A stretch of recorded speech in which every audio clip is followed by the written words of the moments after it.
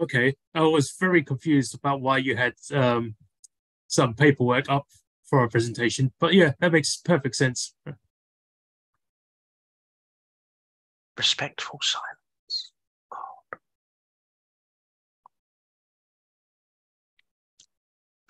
Hey guys. Oh. Yeah. Hi.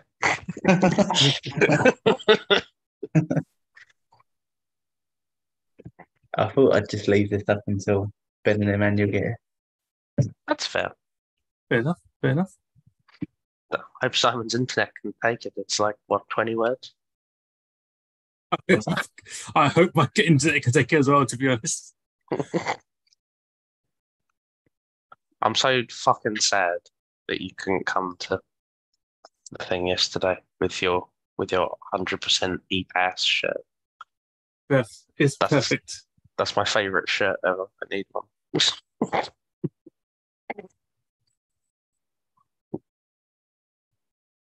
So, how was the movie? Movies, sorry. One was really good. But that one depends on which of us you ask. How's a very diplomatic way of doing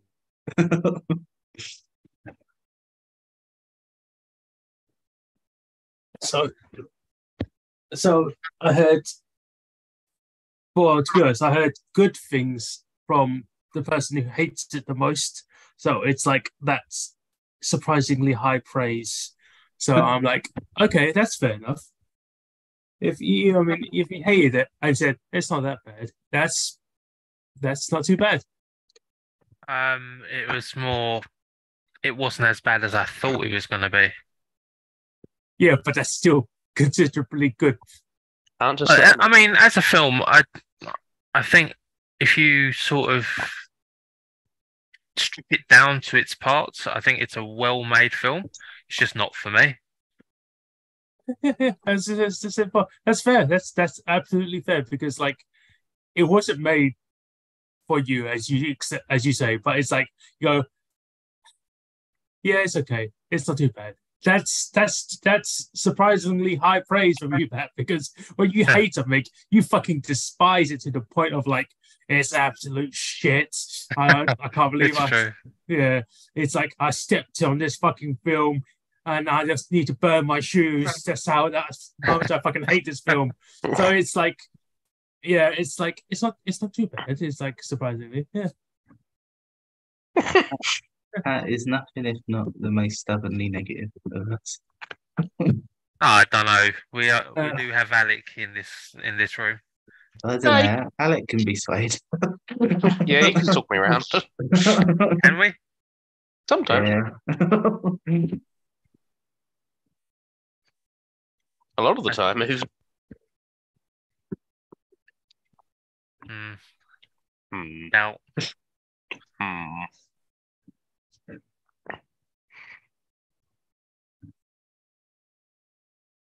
but that was my first film with what's her face as director, Greta Gerwig. and the second one with Noah Baumbach. You've I only thought you were seen about to say it was my first Christopher Nolan film. And I was like, no, Pat. No, it's What were you going to exploded say, your Rob? brain. Well, you, you've only seen one other Noah Baumbach film. Yeah, the Fantastic Mr. Fox. Oh, that's the only one you've seen. Yeah. Oh, that's interesting. So that's why I had no real excitement like you did. It's a hmm. shame. I do think like I don't know. Yeah, I think there's a lot of really nice stuff in it. It's a shame that you didn't see it. Hey guys. Hey, Get man. in the box, you Jezebel. what? I am Eddie. Okay, bye bye.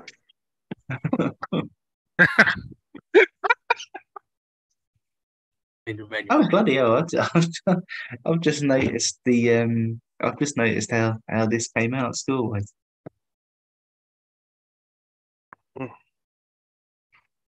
did all right, didn't it? You'd hope that Cuckoo's Nest did well. Where's the person who picked this film? He's just started Watching a another miniseries. film. No, a Woo. miniseries. I think he's just watching the Simpsons version of it, or the Simpsons inspired episodes. Yeah, it'll just be That is 20 minutes. Ben's tradition, to be fair. Actually, I completely forgot that this was that particular episode of Simpsons. So Barney trying to throwing the thing out the window, and after running away.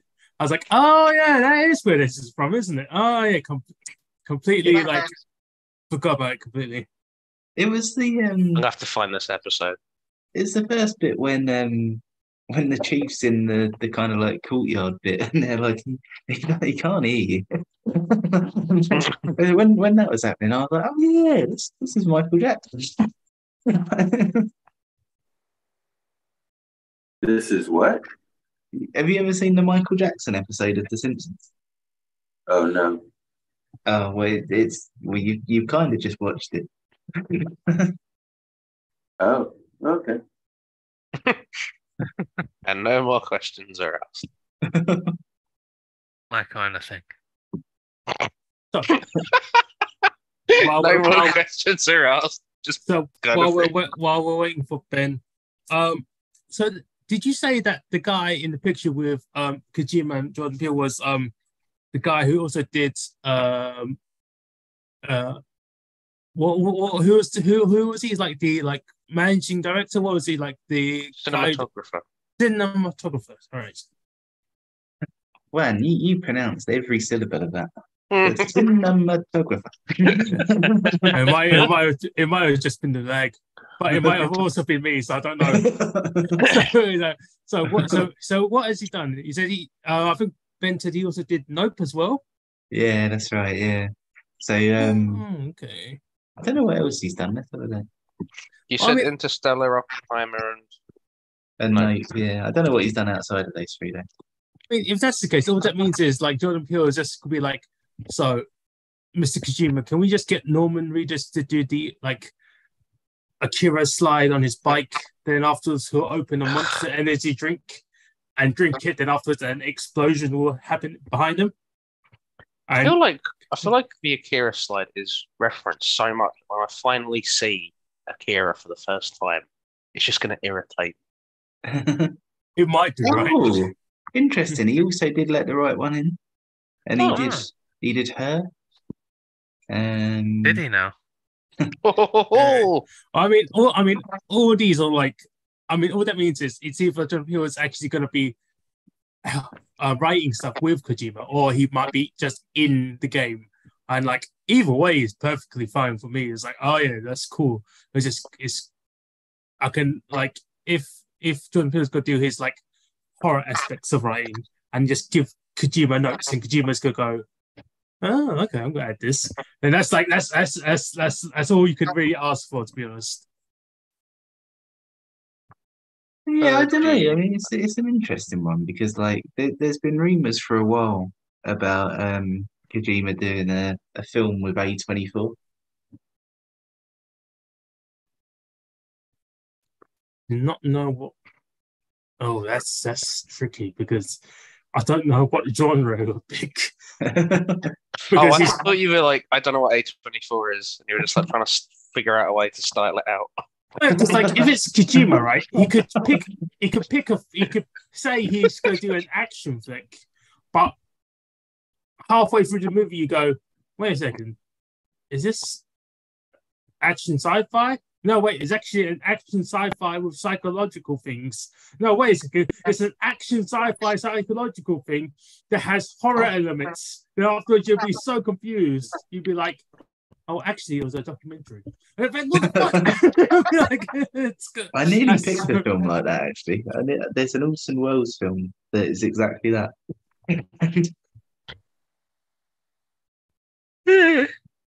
It's really interesting because you kind of like it's deliberate that you sort of watch most of it going, I don't know what's real and what's not.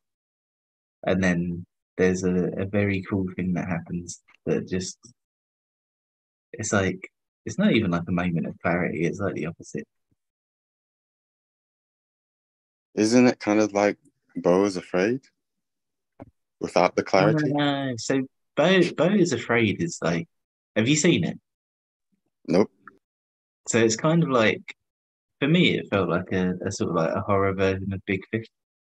It's like you're not quite sure sort of what's reality and what's kind of like more like a fairy tale. And it's sort of just it's in like that weird space that's just ambiguous. It's a really interesting film.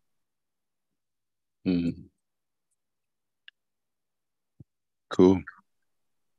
I'll see it at some point. Should add it to my letterbox. Yeah, have you got your film all lined? Hmm? Have you got your film all lined up? Is it ready to go? I told you that yesterday. I know, but you're a fickle beast. Don't worry about me. Oh. It'll It didn't all sound be like okay. you made it properly sound like a movie line. Don't worry about me. I'm all right. It's like, oh shit. Okay.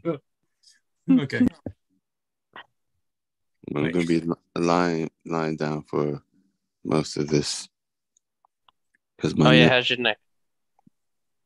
is a little better, but still not great. It sucked that I had to work today, so I was just like, oh man, let me just push through this. Yeah, today's been miserable for the weather as well. It's just been raining all fucking day today. Yeah, the early morning wasn't too bad, but then like was it like 10 to 10:30, and I'm just like, oh my goodness, why is it raining? It's just constant. And then after, what time was it? I can't even remember. And then after that it's just constant. Like whatever.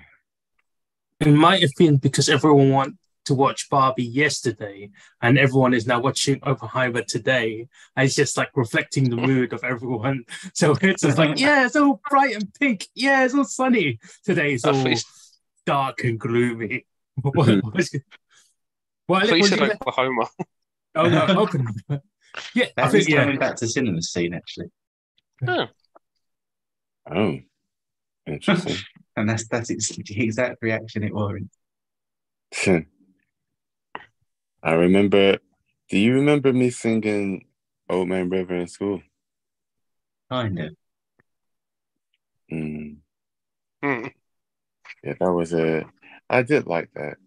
It was quite cool. Like one of the older students at first, when I first started singing it on stage, they thought a recording was playing, and they realized, oh wait, he's actually singing. I mean, that's nice. Yeah, that's good praise as well. Yeah, I think it's also because it is a low voice part, and you've got this little singing this really low, a low voice man's part. It's just like, that's not his voice, is it? It's like, oh, it is.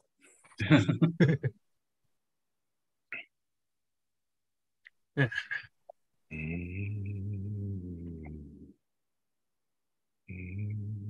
I love Ben Picks where he gets like 3 halls of fame things, and then he shows up fucking half an hour, 40 minutes later. I mean, all that means is he's just like casually saunter in and go, "I really won this round, boys." He's just going like, actually, he just walks in and says, "I'm busy," and then just leaves again.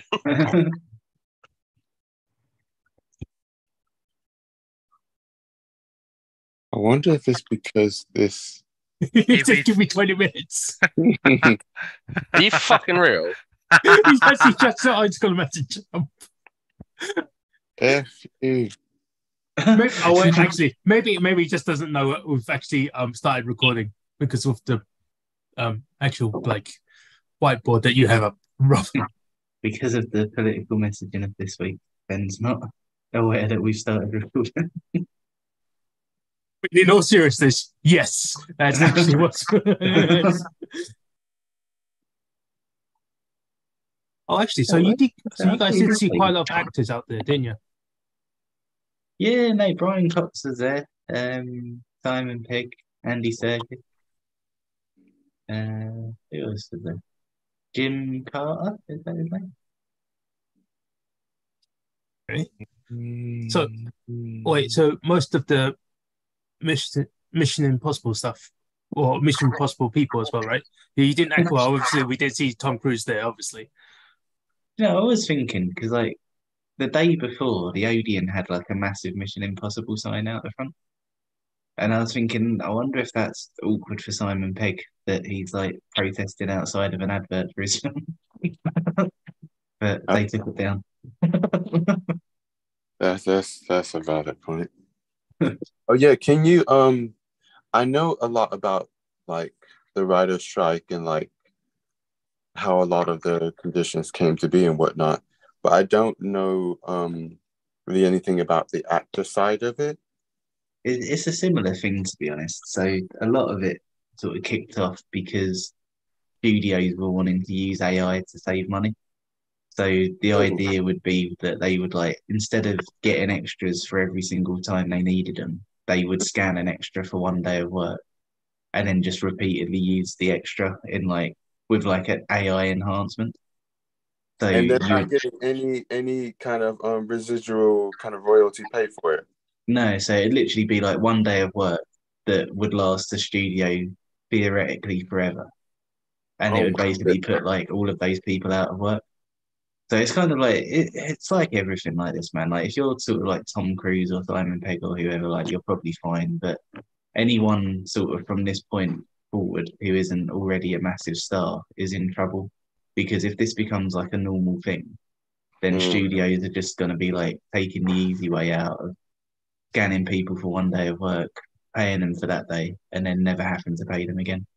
which is like incredibly gross. Because like, Oh my goodness. imagine you had because they're doing it for extras now. Because like, but the next step would be for like Hollywood actors who are like too ill or just can't really act anymore. Then afterwards, they're gonna use their like 3D image scanned face to do that. Because like, all I can imagine is if they had, because I know that Chris Hemsworth was taking a break from acting for a while because he said he had like worried about like having dementia because it running in his family. But imagine if they scanned Chris Hemsworth and like, all right, Chris, you don't need to act anymore. We've got your all your 3D images. We're just gonna use you for four until the end of time. And it's just like, what the fuck? That's because that will be the next step behind this. They could use A-listing actors and let's go scan them and be like, okay, And we that, just and I think that's the other thing as well, right? So I mean, obviously, there's a very valid argument that you shouldn't put people out of work to save money, right? Like that. That's like yeah, that's one part of it. But the other part of it is also that like filmmaking is an art, and if you start taking art away from people for the sake of saving a bit of money by using AI, then you start to question like, what's the point of being here anymore? Like, Mm. Man, that's a deep cut. Yeah, the writers part of it as well. That I didn't realize how long it's been messed up for and just how different the model is in terms of how they get paid, etc., compared to like the production houses days. it's mad, man, and it's even worse when you think like all of these strikes are going on in America, where they already have like better conditions than we do in the UK. Like the things that they're striking over in the US, the things that we don't even have, and it's just like, man, But like it's not to say that like they're in a privileged position or anything, like because it just shows you how bad things are over here. He's fucking here. Yo, Hey Ben, you exist. hey dudes. hey man. Where you at? Where you been? I'm Yeah. been at home. you're not well. No, I've been fine. I've been at home. Just Oh, right. I thought you said I'm not well. I'm healthy indeed. What are we watching? What are we watching and looking at? Oh, we just put a political statement up because it's our channel. And Oh, no of course. video Yeah. can stuff us. Strike. Yeah, I've completely forgot we just did that. For the one person watching, they know which side we're on. This is when Piers Morgan puts up a post tomorrow complaining about people protesting on YouTube videos. Honestly, if Well, fuck Piers Morgan, Morgan. if Piers Morgan was giving us airtime because we've annoyed him, then we've done all right. Yeah, look, Yeah, that's true. Yeah, that's true. Good. like hundreds of subscribers in one day because of him. So Could you imagine Pat in like that talk show? He's just sitting there, just like really excited, and he's just like holding it in. And they're like, "What's wrong with him?" And he's just going like, "Nonsense!" Just like, there he is. I haven't. Of all the things I've called him on Twitter, a nonce isn't one. Yes. There's always yet. Pat. Give him Friends some of time. nonces, of course, Whoa!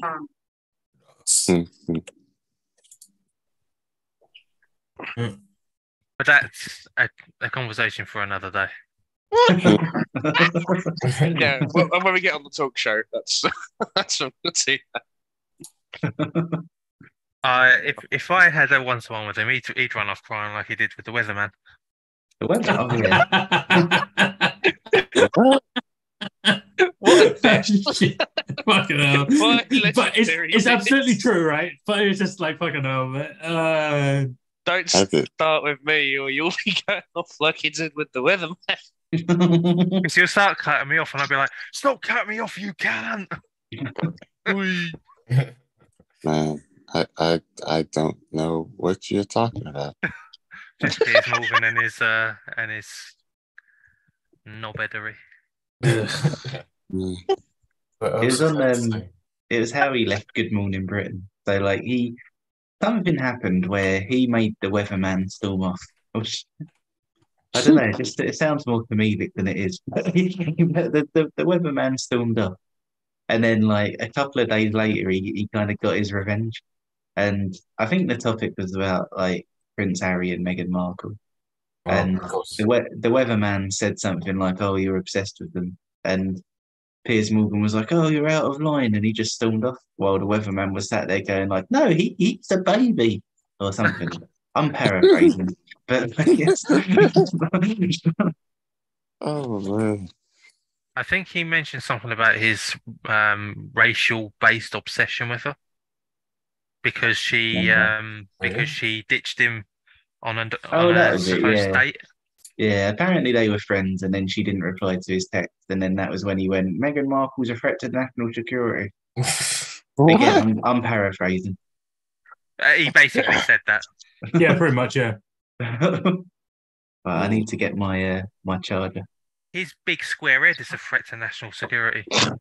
Oh, that's not a very nice way to talk about me when I'm getting my charger.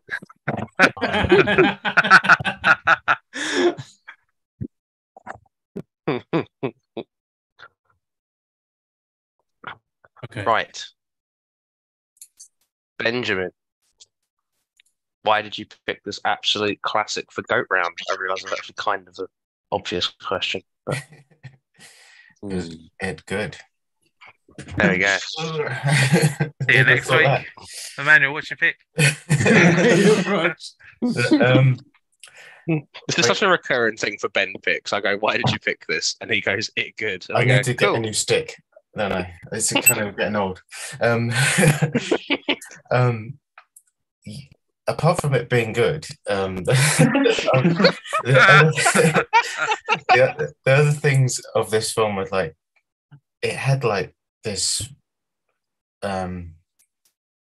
Obviously, it won the Oscars, and it kind of like put Jack Nicholson on the map and all this and that. And you can say any of those things are the reason why it's kind of like got this reputation. And obviously, being referenced in The Simpsons, as Rob mentioned earlier, that always helps a film gain its classic status and its reputation and its legacy.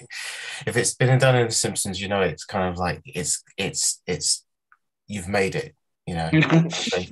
And but yeah, I think that's probably my first experience of this film was in The Simpsons. But obviously, it didn't take me long to see it properly because my dad saw it when he was young, and it had like one of those once in a lifetime kind of like unforgettable performances by Jack Nicholson in it that you just don't forget, even if the film isn't something you'd remember like shot for shot. It's got scenes and moments in it that has things that will stick with you forever. And I feel this film has a lot to say when it came out, and it still has a lot to say now because of how it deals with like issues of mental health, how you deal with it, how you interact with people with it, and how you deal with it if you have it yourself. And every actor in this kind of does such a like they put their all in it. They put their 110% every single scene, from every extra to every main player, kind of like puts their all into like doing it in such brilliant subtlety, and nothing's over the top, nothing's over egged, or nothing's overly done. Everyone kind of has their kind of everyone portrays every nuance of different mental health issues you can without kind of like kind of like throwing it over the head of the audience in a sense. But I think the good thing about this film is the story itself. Just you're throwing in the story with Jack Nicholson's Mac. You're in his, not so much in his shoes, but you're following his. Not a Mac. You're not in his Mac. You're in his shoes this time. You're with him on the journey because you kind of go through the experience with him, and you see it through his eyes, and you get through the emotions, the experience, and the frustrations he has.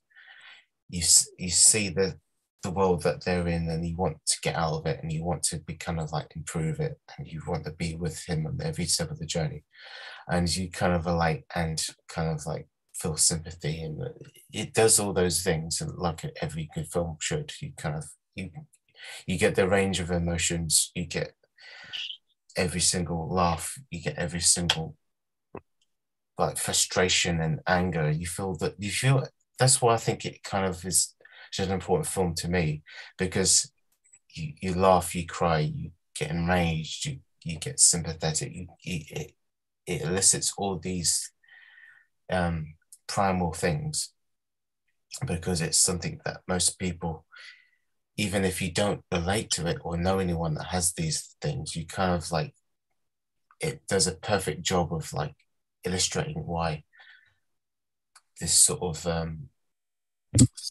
why good psychiatry and good mental health is so important, and it's so overlooked, and it needs to be addressed and kind of like brought onto the forefront. When this film came out, it was a benchmark in its genre, because it hadn't been talked about or touched upon before.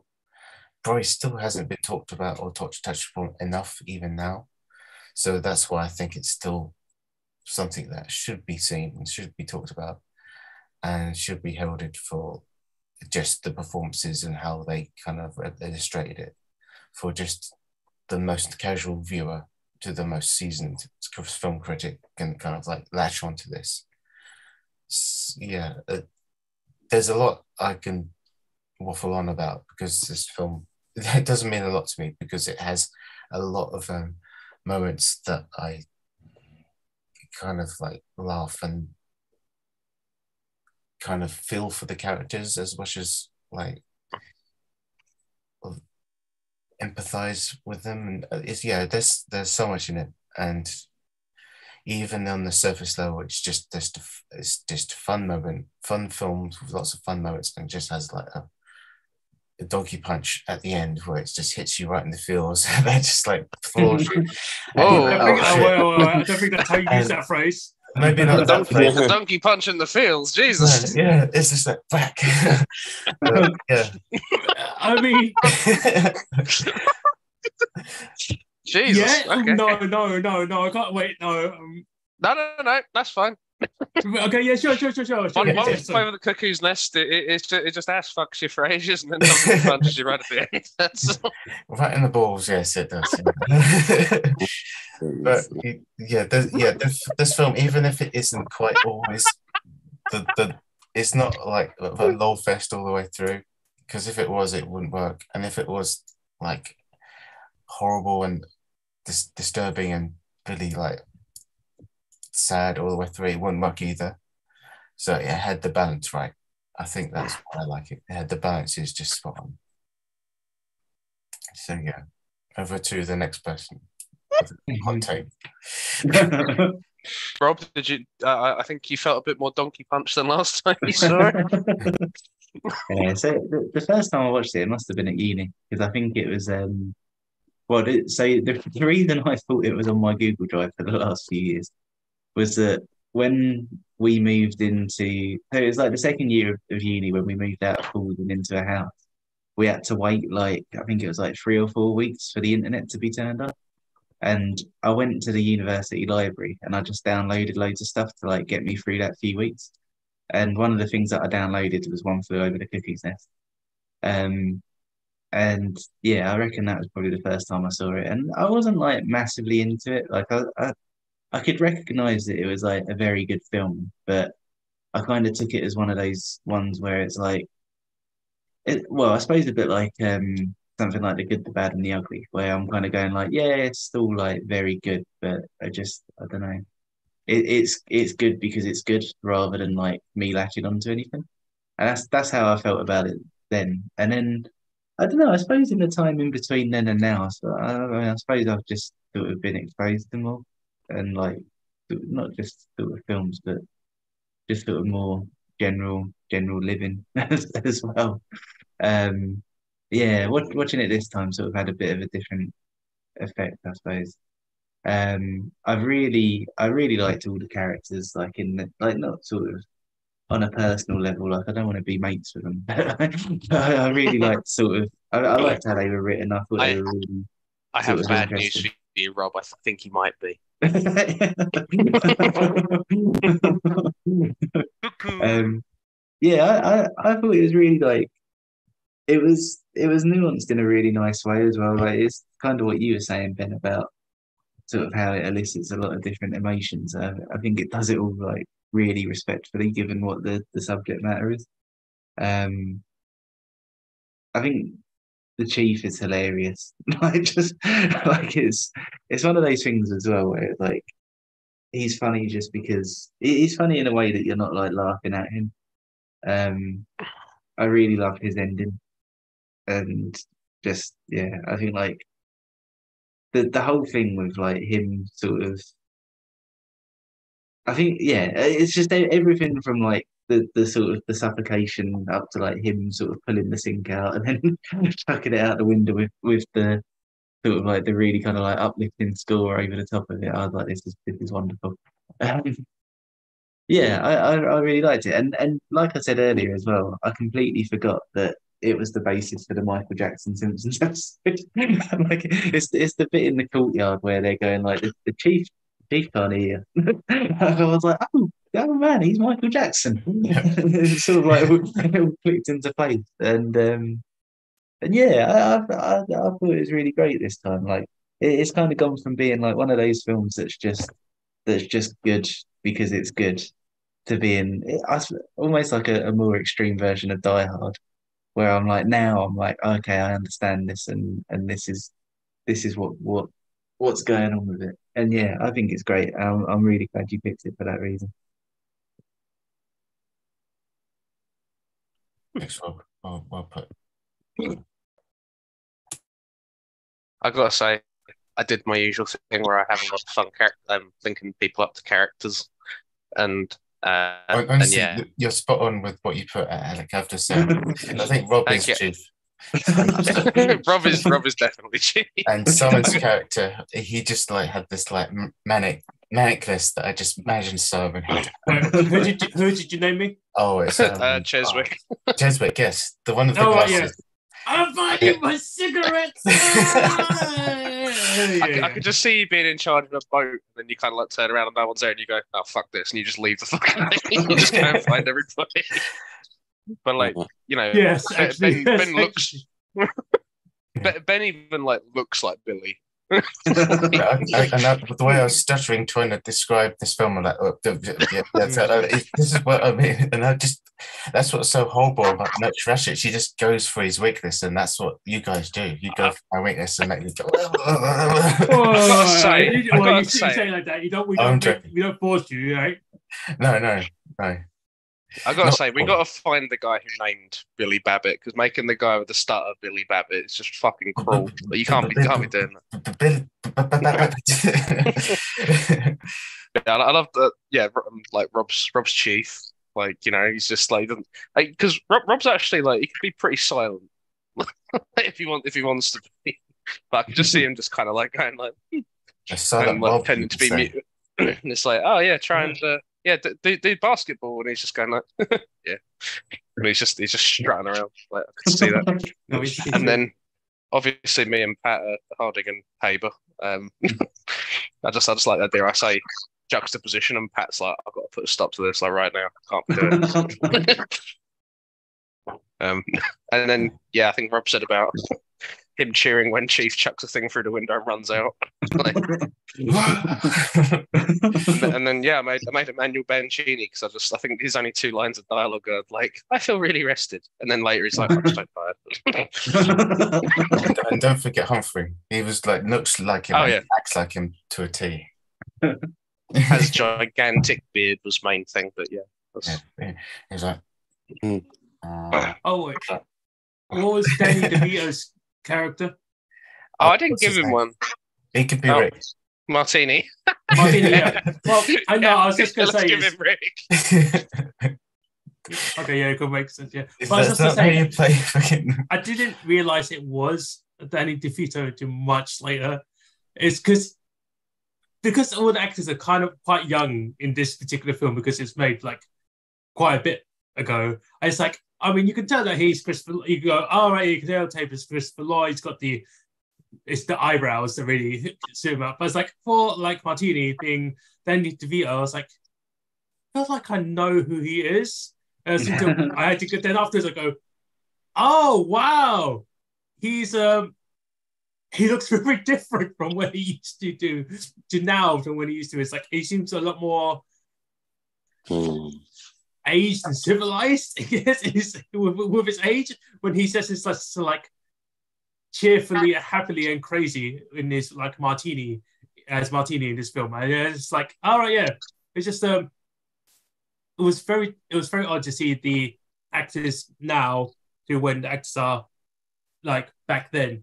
And I guess that's also a thing I got quote for this film. It's like, it was interesting to see what they did with the issue of like essentially mental health, because when I first got into the movie, or when I was first like watching it, because I haven't actually seen it like for a lot. I feel like I haven't seen it before at all, actually. And I'm like, and I was watching, I was like, oh, it's just Beck Nicholson is playing a long con, sending me crazy for what he did, and like it's mostly comedy, and I guess it was, and it had like some certain dark bits. Then afterwards, the electrotherapy scene happened, and I'm like, honestly, okay, it just went for a quick, sharp downward pull into depressingness. And I was like, ooh, that's a bit, let's say, upsetting. Then it went back up because afterwards they had that weird Christmas party. Then it went back down to depressing again because of what happened with Billy. And afterwards, like, I don't know if like the ending scene is supposed to be slightly more aim is if the level of like depressing and like uplifting are kind of like balanced, because what he does, what Chief has done to, like, you know, what they've done to Mac, and Chief has to fucking like suffocate him to death. But obviously he escapes and tries to live like his life free in Canada. And I'm like, all right, that's uplifting. But he had to kill his best friend. So it's like, oh, I don't know. This film is like, because I gave it, I think, I like, mean, yeah, it's yeah, not it's that kind uplifting because you can't pretend to be mentally ill in Canada because they'll just try and euthanize you. but I mean, yeah, okay, So okay, but it's like there's already so much stuff. I mean, there's already like contrivances in this film already. It's like, why would you even belt him to the bed if he could just undo the belts anyway? And it's just like, it's a, I don't know. Maybe it's just because it's the 80s. People were just smoking indoors. It'll be fun. It's like, I don't know. Well, it depends on how mentally capable they were to do this and that. That's the thing. If they assumed one thing, and well, as it turns out, they were wrong about the chief. They were wrong about a lot of people. Yeah, we just needed to offer him some like juicy fruit. We'll be fine. Yeah, exactly. Juicy fruit. oh yeah, another way that he's similar to Rob. He loves juicy. Do you? Okay, I won't make it spicy. I've only got I still have Mentos, so I'll give you some Mentos. I mean, it might make you angrier. I don't know, but it's I just had like, some you know, Fanta flavored Mentos the other day. They were quite nice. oh, nice. The orange ones, right? Yeah.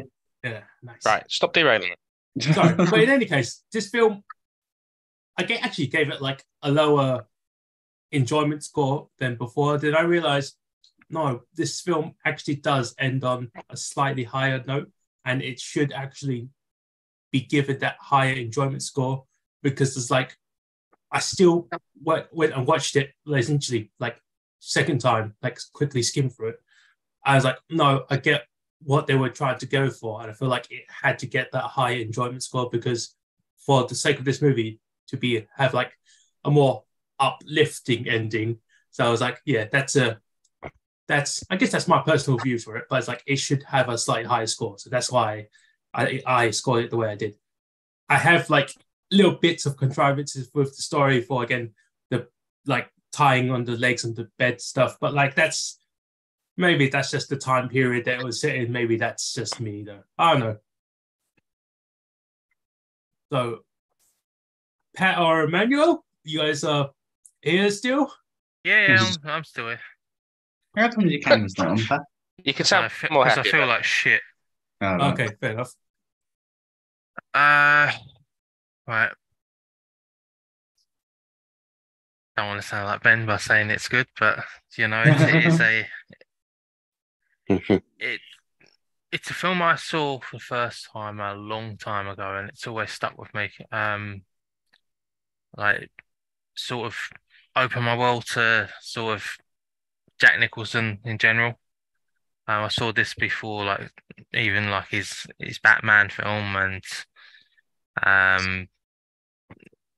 A Few Good Men, which is probably my favorite Jack Nicholson film Oh, outside. Jack Nicholson.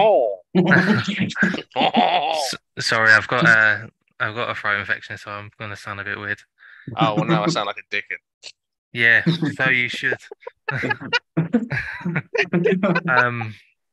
Like the film sort of catches me between like feeling bad for certain characters, but also realizing that like the characters aren't necessarily that good to begin with. But that I think is shown how well Nurse Ratched is played. Like we all talk about how great Jack Nicholson was, or how great Danny DeVito or whoever was, but I think the actress that played Nurse Ratched was probably the standout. Yeah. Fanta, really? Yeah, like She's she's not a stereotypical villain for a film, but I fucking hate her. Like I hadn't seen this film for a while, and as soon as she come on screen, I was like, "Oh fuck you, you bitch!" And she had done nothing wrong at that point. Do you hate her because she wouldn't let them watch baseball? Well, we'll come to that scene later on. Oh. I think Acting was great, though. Admittedly, yeah. like the scene where I can't remember the guy's name, the kid with the stutter. Oh, Billy. Billy Yeah. Babbitt. Or Ben. The scene with him, which led to him killing himself, I thought was some damn fine cinema. Like she's evil in such a nonchalant way. Like she'll see each person's weakness and be like, right, I'm just going to sort of bury the nail in there to get my own way, and it sort of helped everything unravel like that. I think that's the character. I don't know if it was necessarily written to be that impactful, but I thought the actress played it to a T. She's like Hannibal Lecter. She don't blink much. Well, Hannibal Lecter, you knew what you're going to get. It was just Anthony Hopkins being Anthony Hopkins. But like, I mean, in terms of like in films, he plays a specific. He can play a specific type of guy. Yeah, it's lucky he's an amazing actor because he tried to eat my liver the other day. Like, there's certain actors like Anthony Hopkins, like Jack Nicholson. You can name so many others. Like, I don't want to start reeling off actors from other films now. That you can just sit there and watch them. You know what they're going to bring to the table. They might bring a variance of themselves to it, their own unique blends to a character. But that's why you sort of watch it for them. But I think that's where Nurse Ratched sort of took my attention more, because it was a uniquely brilliant character. I don't want to be mentioning other stuff, but you think of like Joffrey in like Game of Thrones, who was uniquely brilliant at being an arsehole. She was the same. She was the same, but in not as an outlandish way. And I quite appreciated that. I thought the film was fantastically made. I think obviously the characters made the whole thing, but I do think like the writing for the whole thing sort of just helped knit it all together. It wasn't a film that needed high production value. It was just like mostly set in one area, and just great lines written for great actors, and they all sort of just killed it. And deserved every single award it got. Nice. But what's sad is a lot of young people now won't even bother watching this because they've watched the Netflix show. I didn't even realise there was a Netflix show. Which we could. Yeah, you just shocked me, Diz. And yeah, my mum and brother watched it a while back. Check this out. I know my mum had seen One Flew Over the Cuckoo's Nest, but I think she forgot that they were both connected. Wait a second. What is it called? Ratched. What it's called? Okay. Oh, I see. Sarah Paulson. Yeah, I think it's like an 8-part series. Oh, Ben. Oh! Very serious, Ben. Oh. Get excited. We know what Ben's doing next week. Oh, his little face. Look at him. It's like Christmas morning. I didn't know they were related. What's that? I didn't know they were related. Yeah, I didn't even know they were going to do anything like that. But like when it was mentioned to me, I was like, oh, that's interesting. I fucking hate the bitch, but I'll watch it. So I'm now the only one who saw that there was a show called Ratched and went, oh, like Cuckoo's Nest. Oh yeah, I mean, I didn't watch this film before, so yes. Pat, do you happen to know how the original author feels about the TV show compared to the movie. Nah, I'd imagine. Well, if it's anything like Stephen King, he probably hates the movie and likes the TV show. Okay, I'm on it. Mm. Where's it going? But it all, checking it out. it all depends on if they actually listen to him. I think that's the main thing. The thing is, with authors, they are sort of like a weird bunch, ain't they? Like, because they'll write something and they'll be like, oh, I'd like to get this adapted, and then you'll have a specific director who'll sort of take what you've written and then either take bits out to suit a film or add on to it, and then the author hates it, but the film ends up being an all-time classic. Isn't that what happened with The Witcher? Because like The No, Shining. no, because like The Witcher didn't he hate the fucking like he hates everything that's not the book. But everyone says yeah, but the video game is actually better than the book. But Video game apparently is much better than the book, but it is. The original author of Cuckoo's Nest died like long before Ratched came out. Oh, okay. We'll never know. Did they see the film? He saw the film. Yeah, he died in 2001. But no, he never saw the The Space film Odyssey. because he vowed to never watch it. And the one time he almost accidentally, he was watching a few minutes of it, he turned it off because he absolutely hates it. Mm-hmm. He was so pissed. He even like tried suing them and then settled outside of court because he was like, these are damages. I'm suing y'all. I want 5% of all the earnings. Oh, He hates it, but he wants the 5% from everything it makes. Yeah. That's it. yeah, if he's the author. But That's obviously Hollywood. he would have had to sell the rights for it anyway, wouldn't he? Not necessarily. Like- If it's his own intellectual property, then they would. No, It's a because bit complicated in that. yeah, because he might well have signed a contract with a publisher, not realizing that he was signing over the rights for it. So really, he should be suing the publisher, not the studios making it. Really. Yeah, well, I mean, like, but Pat, you guys, then the publisher says, "Did you not read your contract? This is what we agreed on. We gave you a certain amount of money for this, and you said yes. So you can't just suddenly go back and say no. It's a bit because like because it's like the law is different in the US compared to the UK anyway. So it's kind of like it's like publishing rights to have this. It's like a whole thing, right? So it's a bit complicated. He should have gone on strike. Yes. Because Kirk Douglas was the one who bought the rights.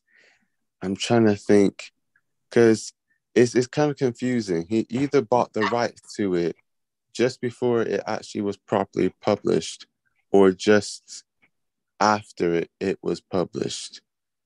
Because it's like the timings are a bit weird.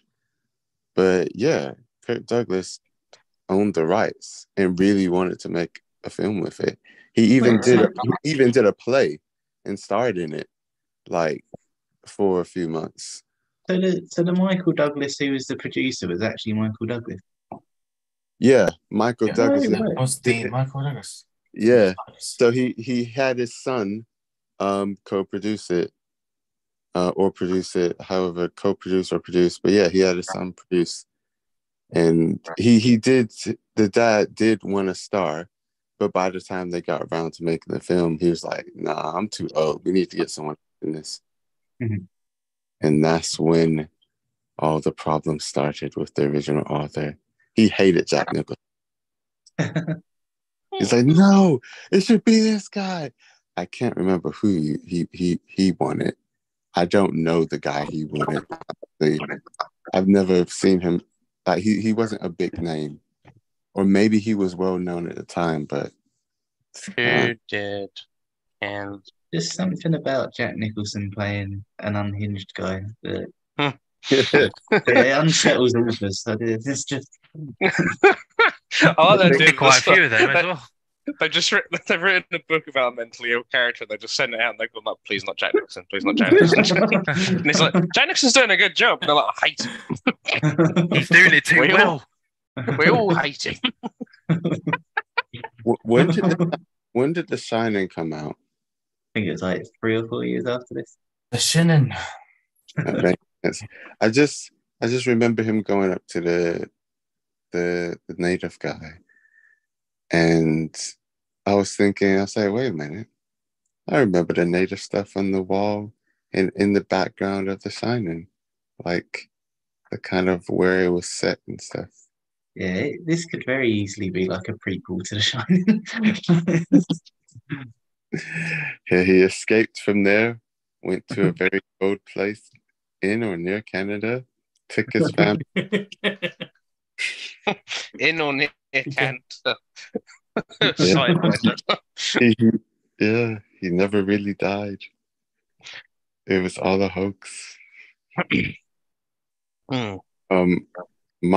Before my opening statement, who did you name different characters? Like who was who from the group?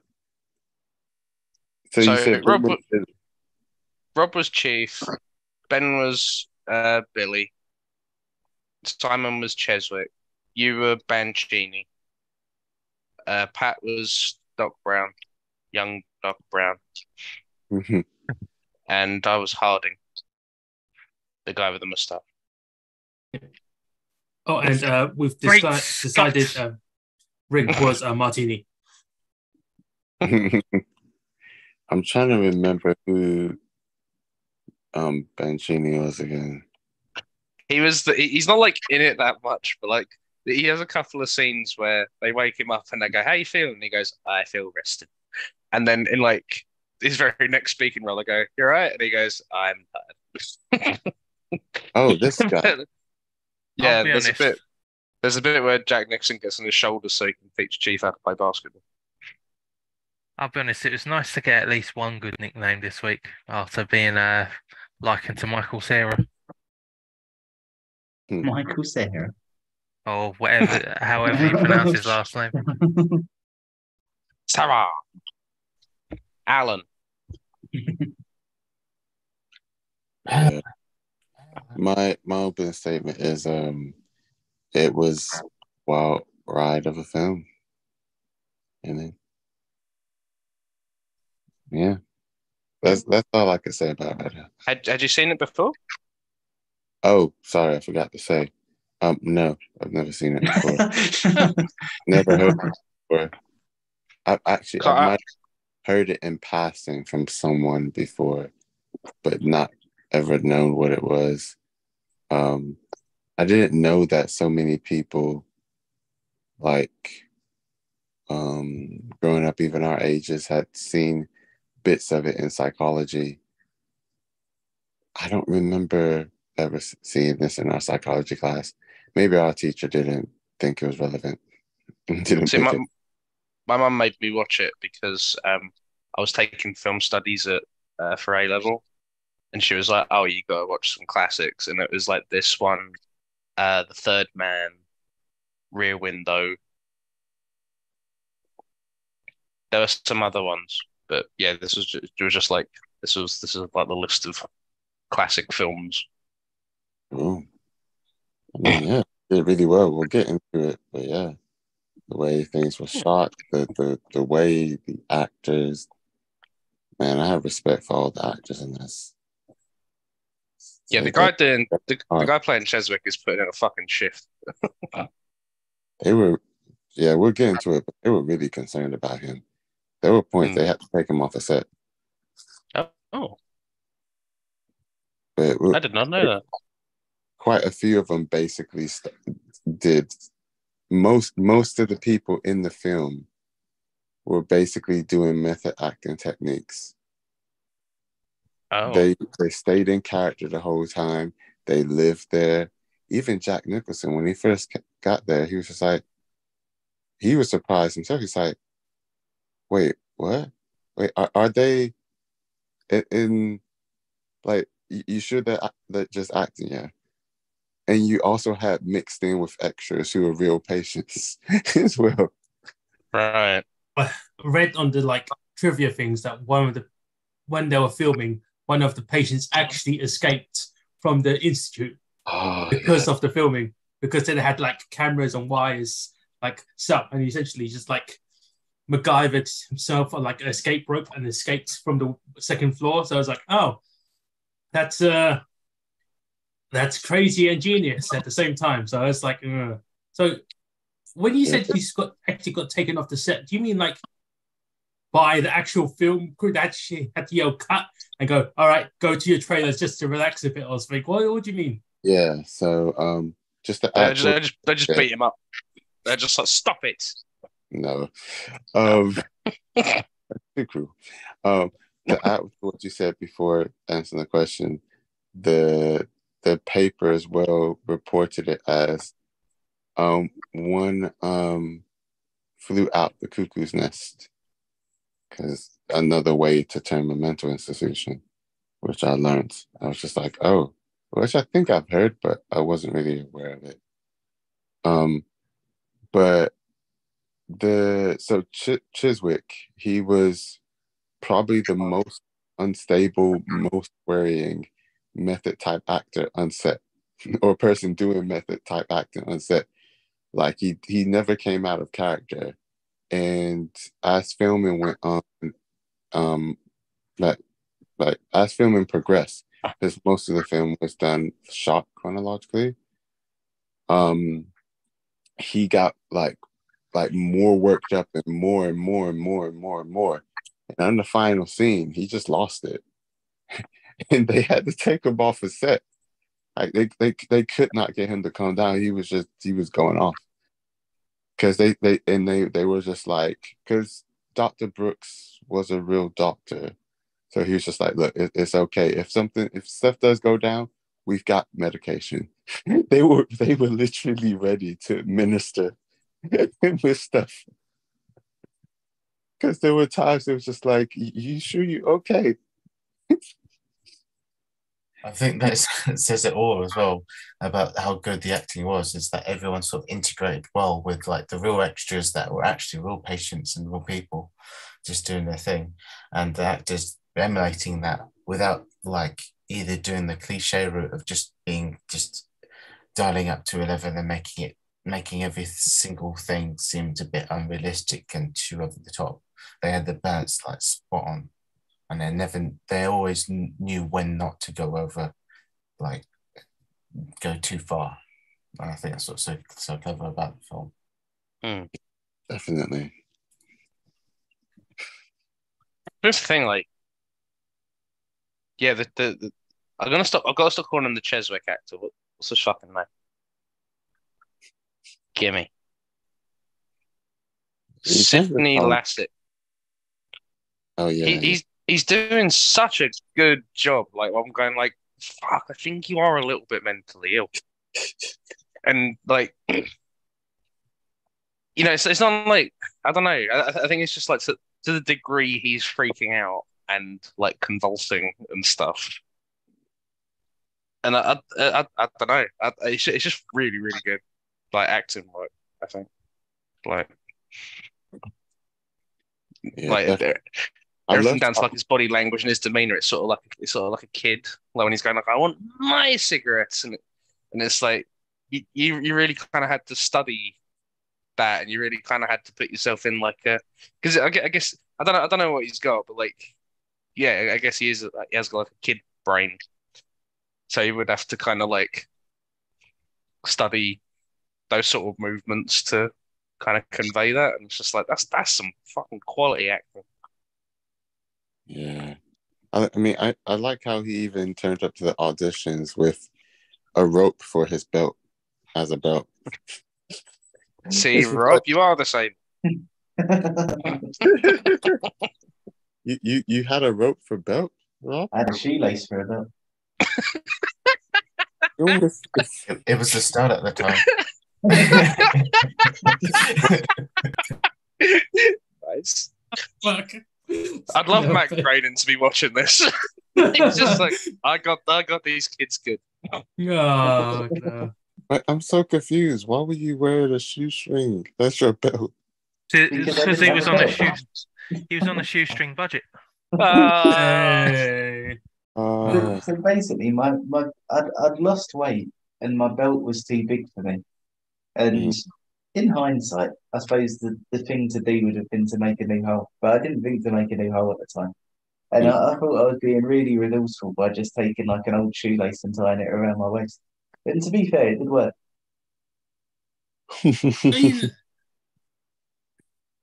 I mean, I guess you MacGyvered it somehow, but I mean, if it works, I guess that's yeah. I mean, if it At least works, it it wasn't. works.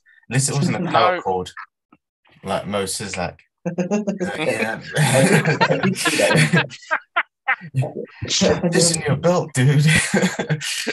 when I was Yeah. when I was like way young. It was when we was in sixth form actually. I tried to use an aerial cable as a belt, but it was too thick. it was too thin. It was too stiff. I couldn't tie it. Anyway, Oh. now we've got two watches. Let it be known that you lick Nintendo Switch cartridges and you have a shoestring as a belt. Oh, So Sounds like you're the the most you're the highest ultimate paid person hobo. among us. oh. The most like ultimate hobo. Just shoestring and I have a shoestring for my belt and I lick Nintendo Switch cartridges. You just hobo. You just become like a super Imagine hobo. if he had a shotgun. Oh, God This is my square. This is my square. Yeah. That's my square. Oh man, I know what table you're thinking about now. You probably need proper tools to actually bend it the way you want. Yeah. Yeah. Good for installation though and walls. Anyway, yes. Anyways, just buy a new belt. Be simple. I Oh, did in the end. cool. Well, actually, no. Make a hole. I should do that if I do continue losing weight. It's just a tiny bit. I might need to make a hole in a new belt I bought that was too big, but that was my own fault. Anyway, Well, I had an idea once, and Hmm. you had it. I'm willing to share my secret. I had a dream. What's your secret? That it was the shoestring. Oh man. so Emmanuel's trivia hunting made me also trivia hunt, and I found out that the the sequence in this that I have the most problem with was something that the director was against having. That doesn't So surprise I'm Oh, feeling very vindicated. It's actually the fishing scene, or me. if you're Simon, Predator scene.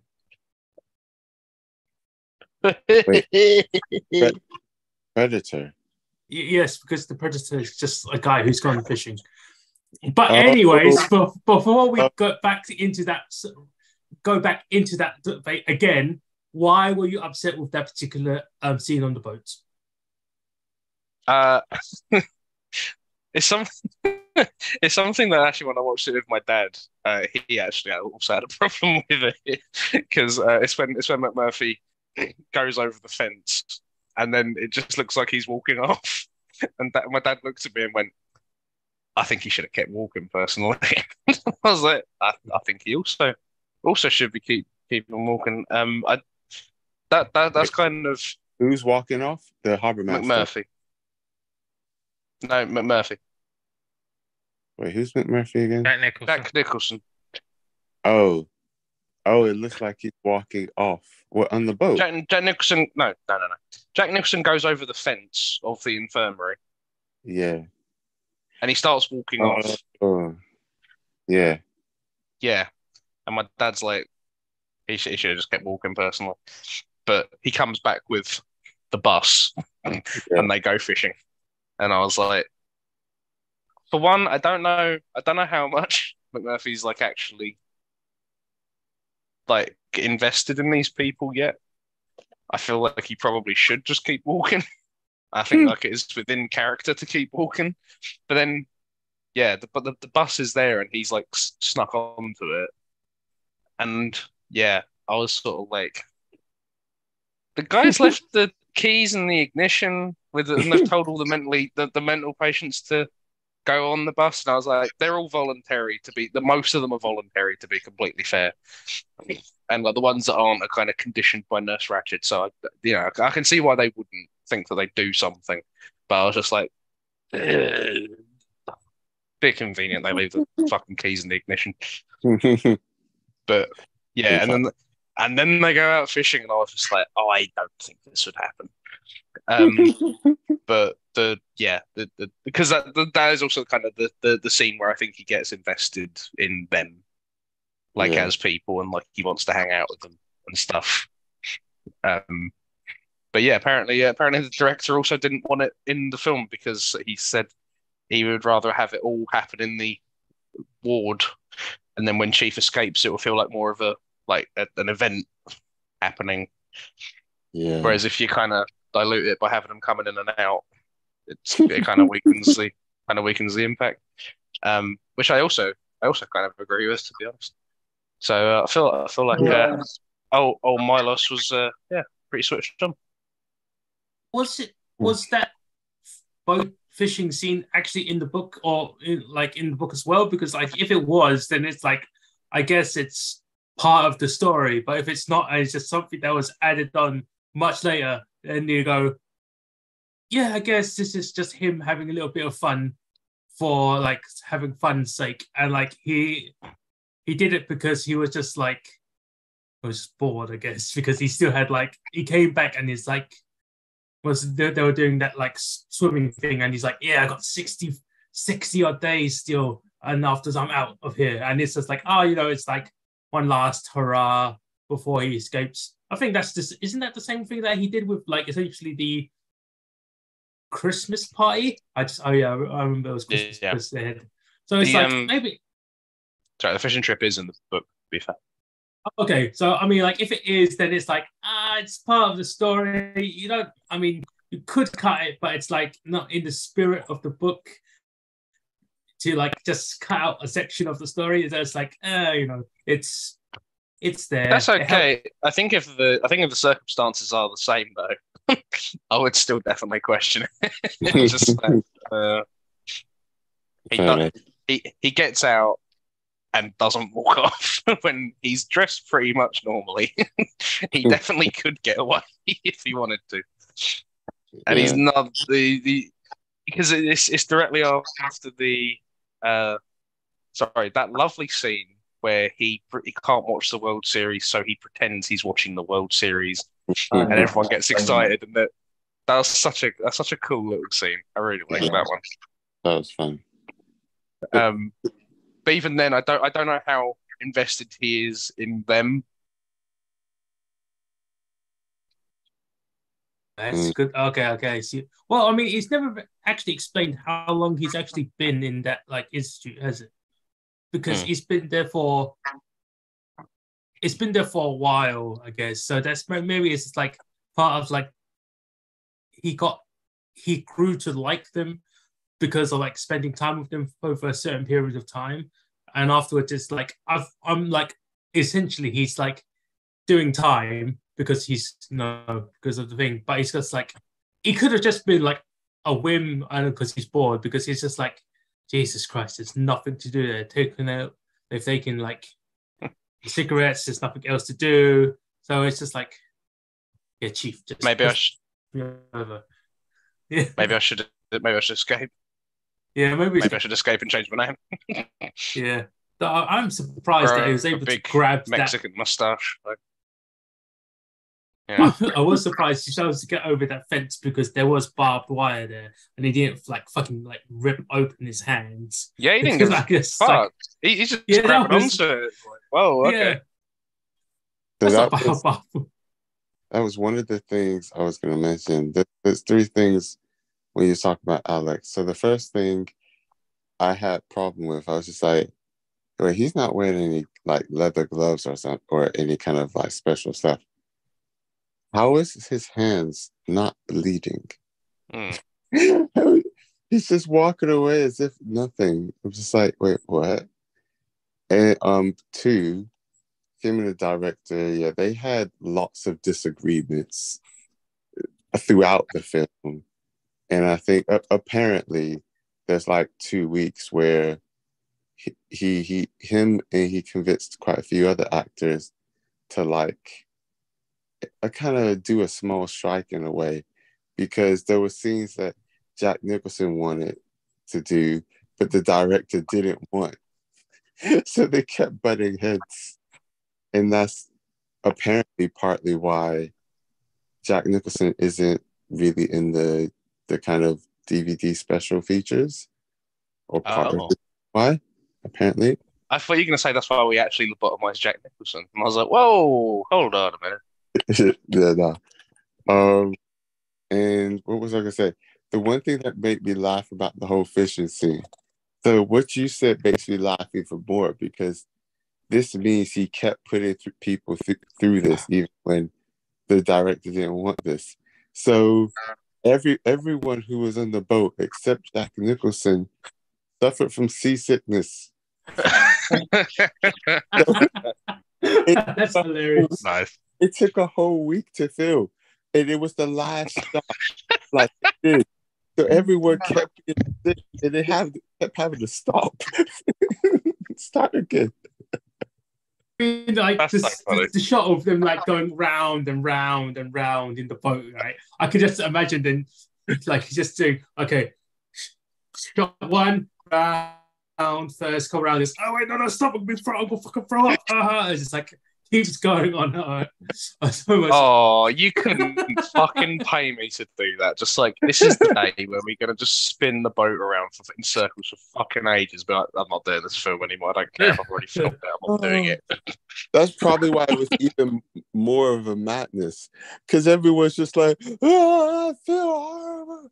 Oh, I'm sick. Oh. And they're still in character. So they're probably like, nah, this takes the piss.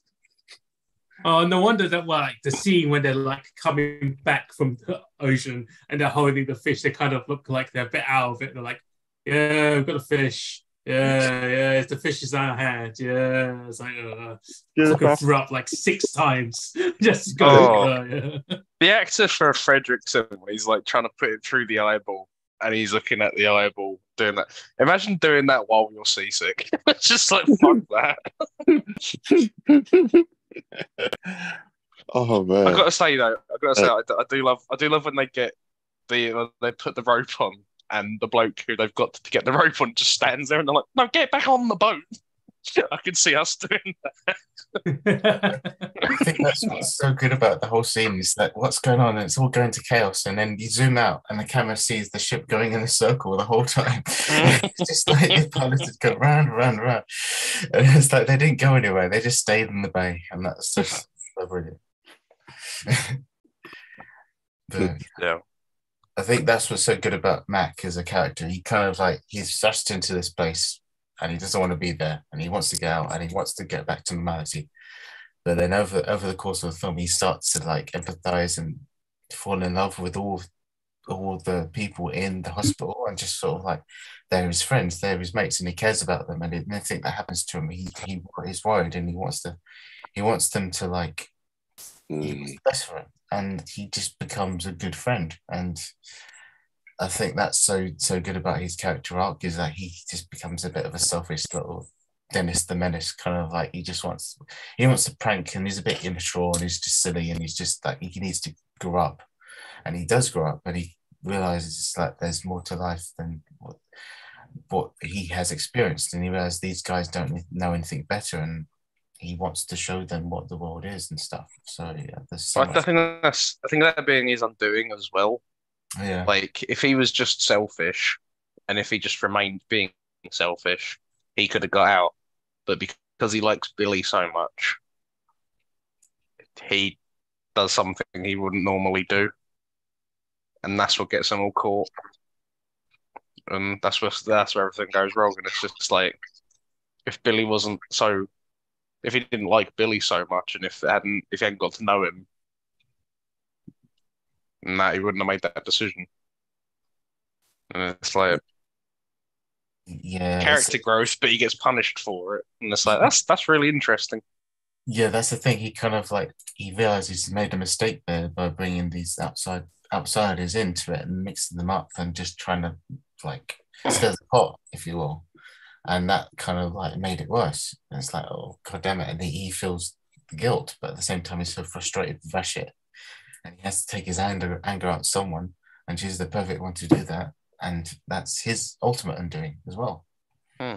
He's It's a really interesting subversion for the character to go through a character arc, and it's something that on paper looks really good, but doing it ends up just, yeah, winding up being like really tragic and like fucks everything up. And he's like, yeah, punished for doing the good thing, and it's like, ah, fuck, that's really tough.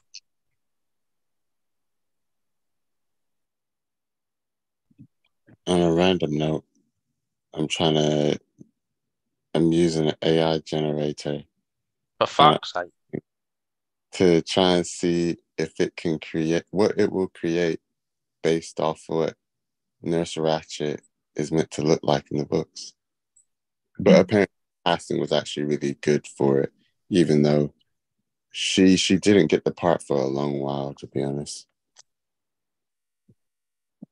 Which reminds me, for your I'm little glad. random note, you Yeah. didn't answer my question when I asked you about your AI drawings. We'll have a conversation about that afterwards. Oh, did you send me a message? Did I?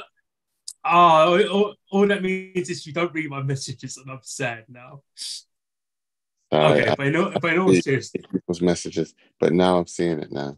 okay, but there is a question right about this film. Do they have money on them in that institute? Because it was the thing about it. Because like, how did Mac have enough money to pay Candy and Rose for what they do? Because it's just like does he have money on them? Where did he get the money from?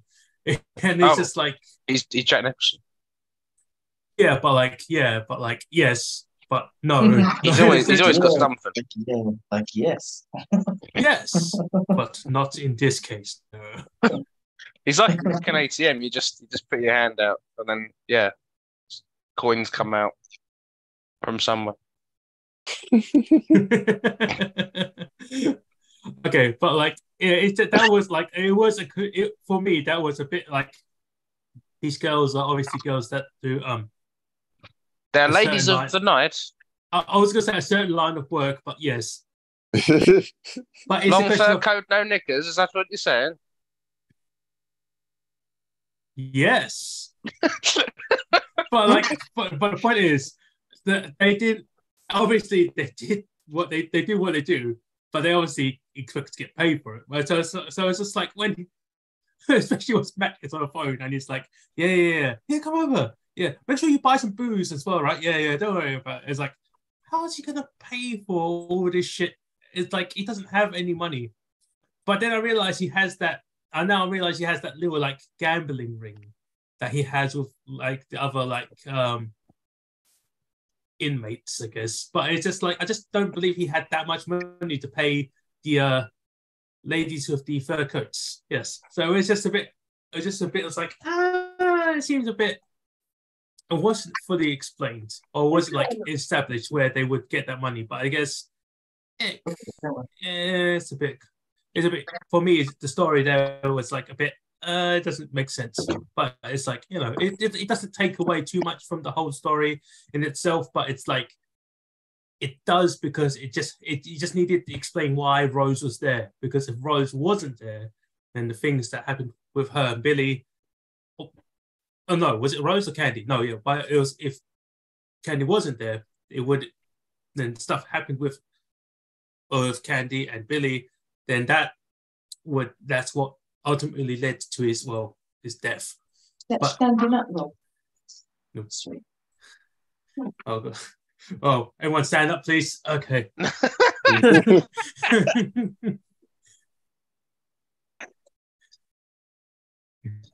You're right, Rob? What? Okay.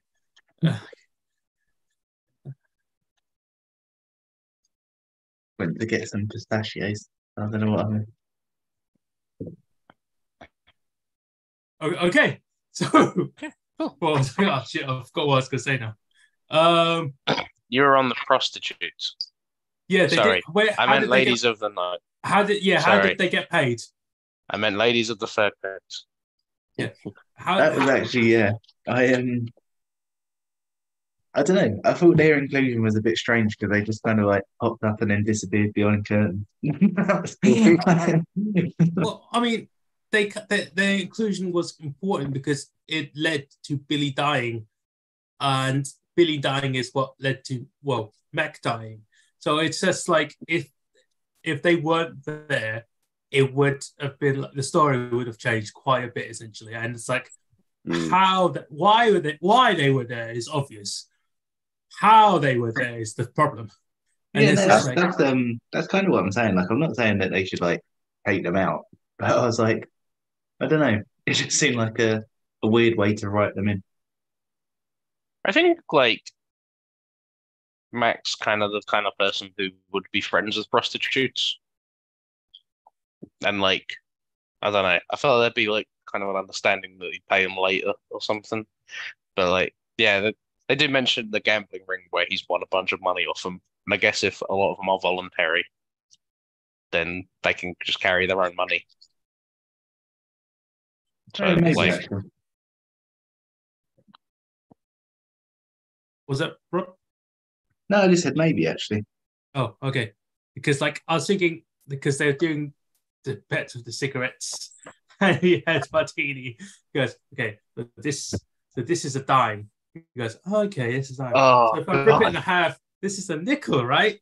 He goes, no, that's not nickel. If you rip it in half, it's just trash. But no, if it's a dime, if you rip it in half, it's a nickel. And if I have two halves, I have a dime again. So I can just put my bet in, right? Because I have a whole dime on it. And it's just like, no, that's not how that works. And it's just like because Martini is supposed to be he has like a childlike mind, right? And it's just like, it's not really how that works. And it's just like I can't even bother to explain it to him anymore. It's like, fuck this shit. I can't even bother to play the cards. He just like said they were saying hit me, and he just wants cards. He doesn't understand what he's doing. Oh, that must have been so frustrating. Although, yeah, I really liked the relationship between Harding and Tabor because it really reminded me of me and Pat. Yeah. But Camilla was also kind of doing something to me yesterday where I said if I hear the words J. Robert Oppenheimer one more time, I'm gonna go crazy. And she went, really, J. Robert Oppenheimer? And I went, yeah. If I hear that one more time, I'm gonna go crazy. And she went, really, J. Robert Oppenheimer? And I went, yeah. No, if I hear that one more time, I'm gonna go crazy. Oh man, that's funny. But it's something that they keep doing where Tabor's going like, play the game, and Harding's like, you touch me one more time. Like, he keeps saying it because he wants to threaten him, but he doesn't actually want to do anything, and it's just really funny. Oh, okay. Yeah. Yeah, actually does explain what you do. Actually, You okay? yeah, I just I was saying it doesn't really explain you to do a T. Actually, you just get so angry with each other sometimes. It's just when Harding's going like, how many times do I have to explain this to you? And he's going like, Harding is so fucking stupid, I can't even believe it. It's I don't know. Just that was that whole exchange. It just really got me.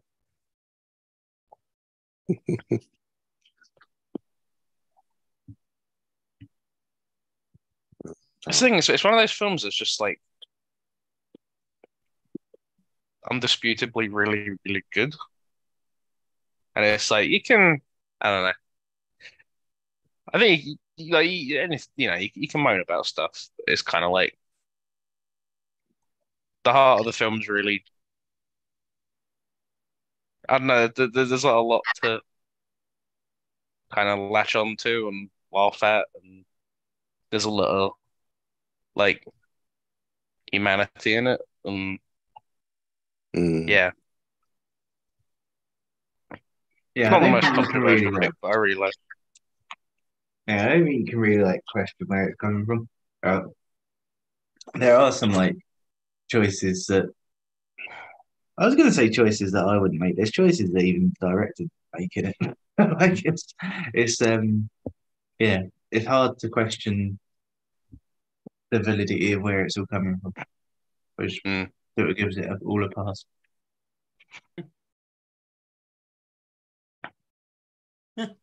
So, because it shows you like even though they're in the mental institution and like they have their problems, they're still very human, and they have like things that make them angry, things that make them they have their enjoy and like past and like go with life, and that's like yeah, and it's just like because they just try to live as normally as they can. Then afterwards, you have the incredibly mirrored version of that where they have a woman who is incredibly evil but is treated as the normal part of society, and that's like Mhm.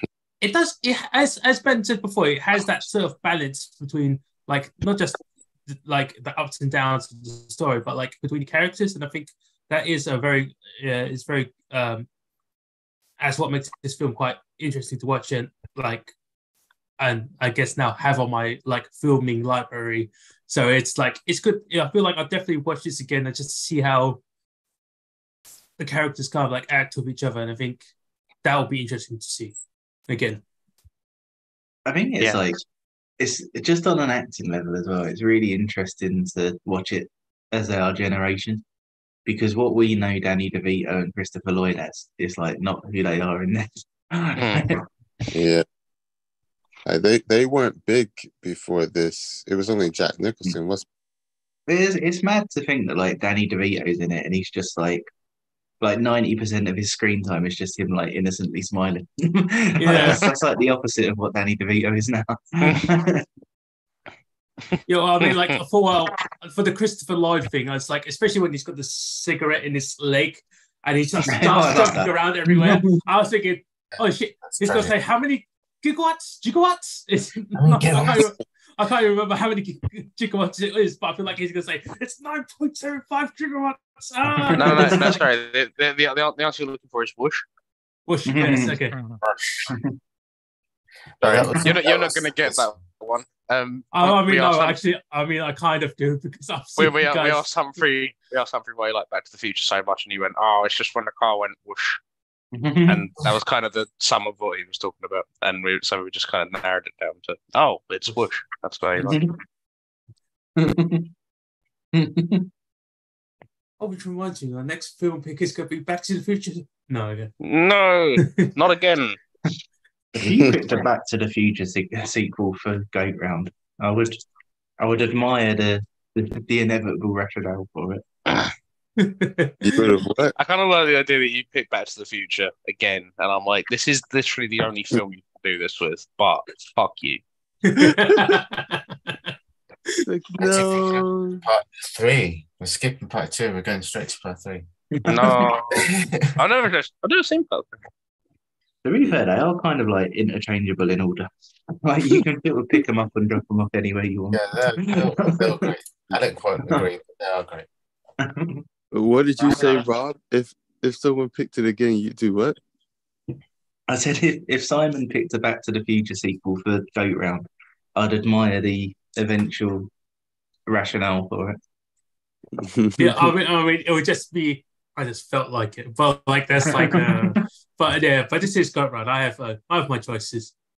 Well, I mean, we have to see what Emmanuel's choice is next. But before we go to that, we have to ask, what is everyone's sort of like favorite scenes?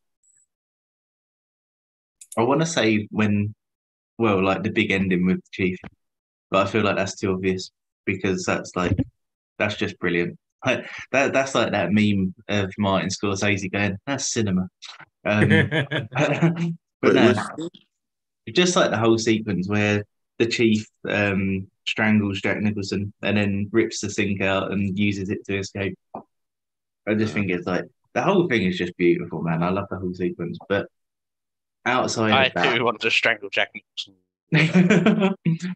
as does two authors. Stephen King just like, yes, yes. I love the idea of like Stephen King watching that scene, like, yes, come on, and then looking at the author of this, like, oh, you're not into it? What was I saying? You were saying your favourite scene.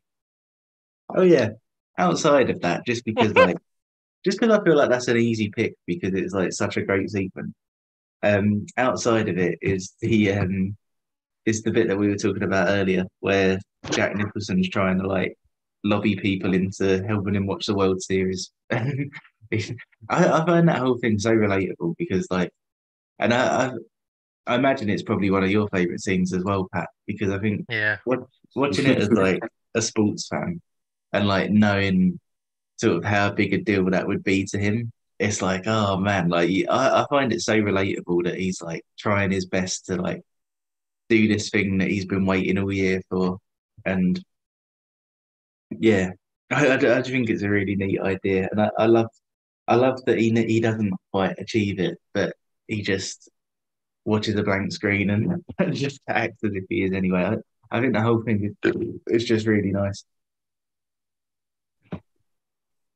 I think I think that scene's like good as well because like I feel like sorry, I know I keep doing this. I I feel like Nurse Ratchet's kind of like understandable to a point, and like she's kind of got to impose a little bit of order, and McMurphy's just kind of trying to wrest a bit of control back, and she's like, if I give him an inch, he's gonna take a fucking mile. So I've got to kind of like nip this in the bud as much as I can, and obviously, like yeah, that starts to get more questionable the more she tries to apply it to like different circumstances. But like, yeah, I think like I think watching Nurse Ratched, I think being able to see Nurse Ratched in those scenes where they're kind of where Jack Nicholson is kind of like pretending he's watching the World Series and she's kind of looking at him like fuck because like her face doesn't like move an awful lot, but I think that's kind of like the artistry behind it. She can convey like quite a lot of like what she's thinking without using a lot of her facial muscles. It's like that's really cool. It's a bit So that like the you old can, Laurel and Hardy thing, isn't it? Like it's sort of because everyone else is so outlandish, her not doing much means a lot more. mm, Mm. but yeah, I do think she's a fantastic character. Like just a sort of like an agent of like the institution kind of thing, and she's got a job to do, and it's sort of like there's a lovely little bit where she's explaining why they don't lock the doors or like why they lock the doors at the night so they can't go back into their rooms. Mm. And she's like, because it's good for you to be social.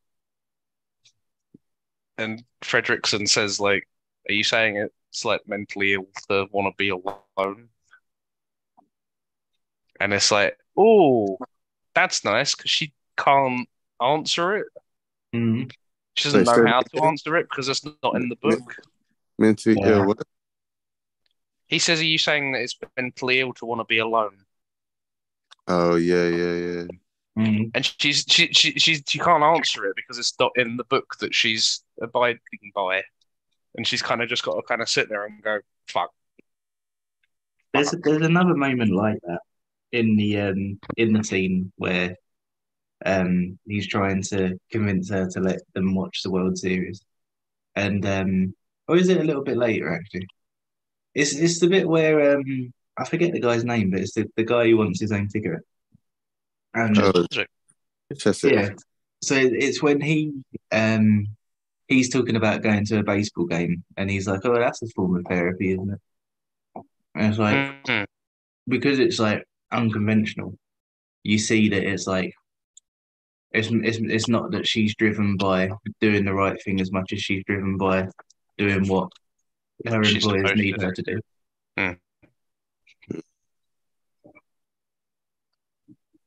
And I think that's the thing. Sort of like that's how she sees McMurphy. It's because like she makes the choice to keep him in the institute. She has a she has a chance to get rid of him, and she chooses to argue to keep him there.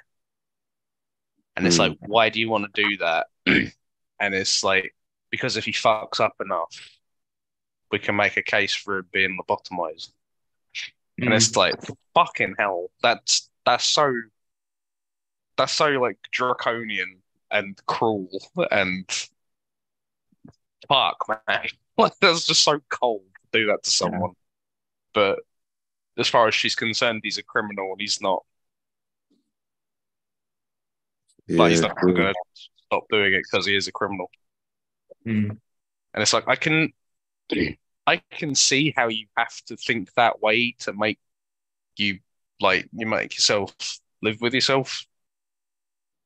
Because that's like if you don't do things by the book, then you can't operate the way that you do. Yeah. But like this is what it's turned you into. You're now just looking for reasons to lobotomize people you don't agree with or who are like disruptive to society. And it's like this is fucking foul. Like you could like this is horrible. And it's like with Billy when she's trying to control him because she knows that he is scared of his mum, and the whole way she can get him to do things that she wants him to do is to use his mum as a threat. And it's like, yeah, that's a way of controlling him up to a point until he just fucking loses it. Mm. And it's like this isn't the way you should be doing this. Yeah.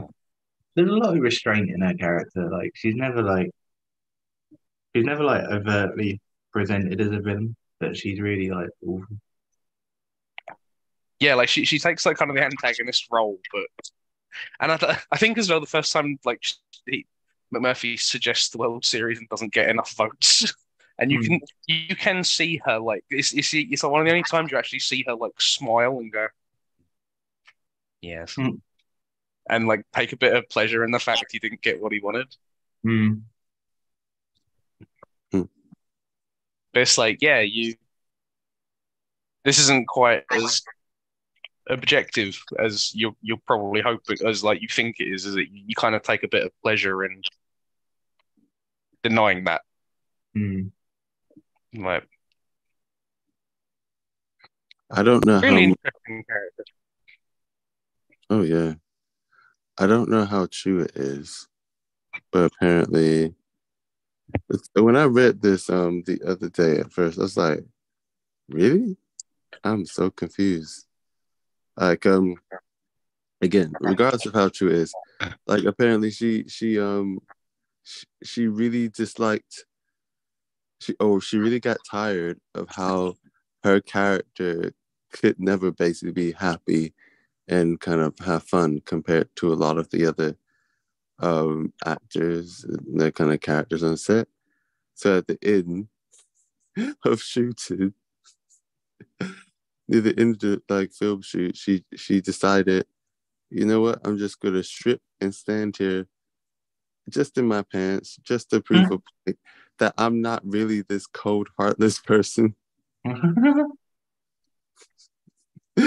was just laughing. I was like, if she really did that, I'd just be like, wait, what, why you have no clothes on?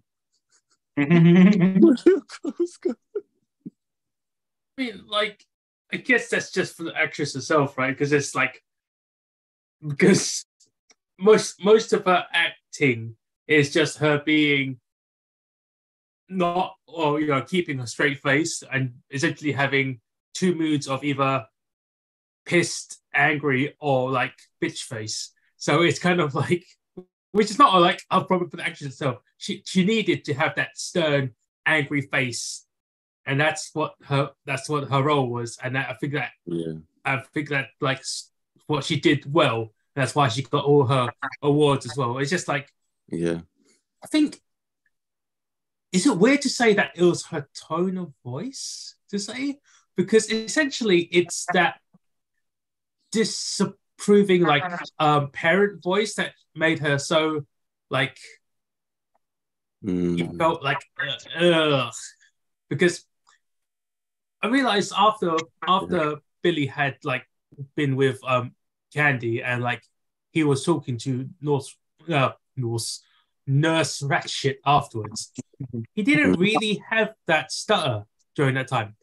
And I thought it was like he did. I mean, he had a little bit of it still, but it's like it wasn't as bad. Essentially, it's like from what I said, it's like I thought it was a mistake. It wasn't. It was intentionally done because it just showed that he had like his own sort of like self-confidence back for a second. Like he felt like general adult, like a general normal person. Yeah. Then he brought out the threat of his mum. Mm-hmm. And he went all like I was pissed. Super stuttery again.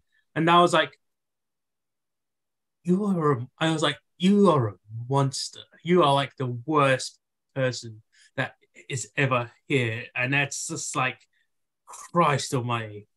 You're such a great actress. But fucking hell. And I understand if that I could understand if that rumor, because I think you saw that on like the trivia on like the Amazon page, right? Because I think I saw that as well. I was like, I don't know how true that is, but if it did happen, I think it probably could happen because it's just like, just see. But favorite scenes are actually still with Chief and Mag, because it's mainly the juicy fruit scene, because it's just like it's good when he gets it and he just smile. You see Chief smile and go, juicy fruit. And afterwards, Mag is like confused for a second. He goes, it was like, what the fuck? Did I just hear? Am I? Because he actually had the look of like, I think I actually might be going crazy because the deaf mute guy was actually just spoke to me. So he gives him another stick of juicy fruit, and he said, "Thank you." And afterwards, he was like, "Oh my god!" He realized, "Oh my god, you've been lying this whole time. That's fucking amazing." It's just like it's the ultimate like reveal of the magician's hand, and it's just like, and it's. I feel like it's so good to see that interaction with them, and it only got better from there, because essentially it's just like they have their little hearts as they were talking about. Chief was talking about his dad and his dad's alcohol related problems and all that stuff, and it's like it helped their characters develop together, and I thought that was quite sweet and quite well made. And it's like because Chief says the one thing is like. Because Mac got after Mac was strangling Nurse Ratchet and nearly killing her. He got taken away for a while, and afterwards it's like, I think Mac has escaped. No, he's upstairs, isn't he? Nah, I think he escaped. He escaped this morning. It's like, and Chief was like worried. Then afterwards they bring him back, and it's like, hey, you didn't leave me. You didn't run away without me. So we got to stick to the plan together, Mac. Then afterwards, then it goes on to the ending scene, and that's like, but it took a while to get. It took that bond of them, like them like working that friendship together, and like it took them time to get there. But when it got there, it's like, extra twists of the knife in your heart. It's like, yeah, okay. So that's my favorite scene. Just that juicy fruit scene is what started their friendship, and I was like, that's quite nice.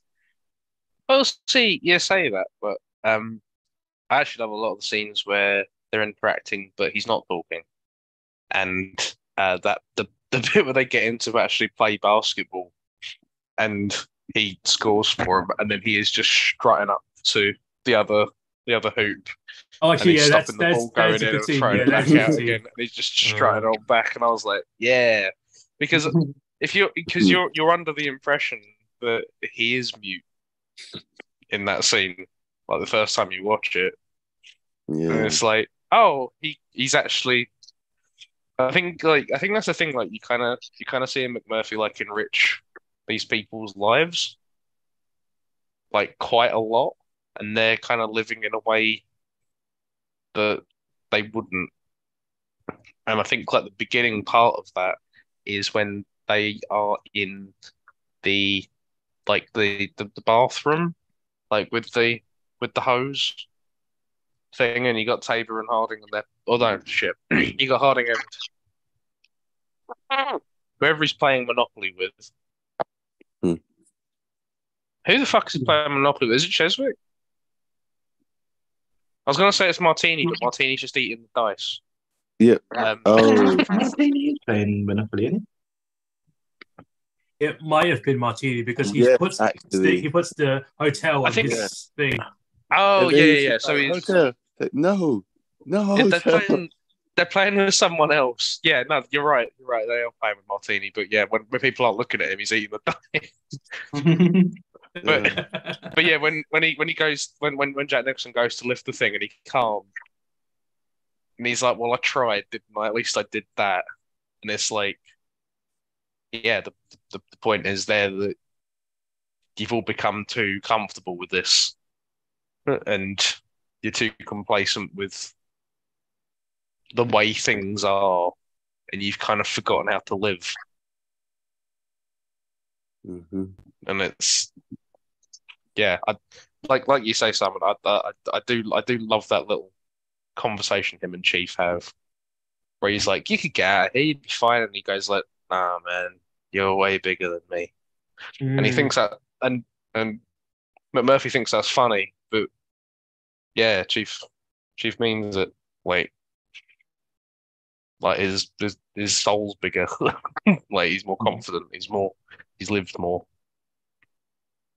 It's like, damn, man, but yeah, that when he's talking about his dad, and there's like every time he put the bottle to his lips, he wasn't sucking out the bottle was sucking out of him. And I was like, damn, man, that's really, really powerful shit. Yep. Unrelatedly. But yeah,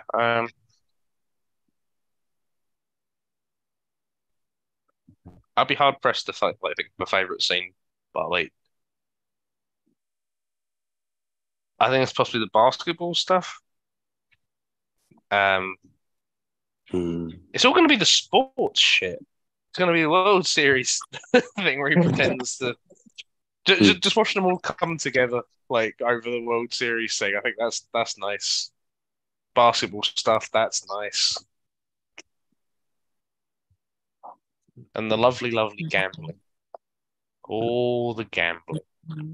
Oh, you did the lovely, lovely Gambler. I hadn't noticed Michael Gambler.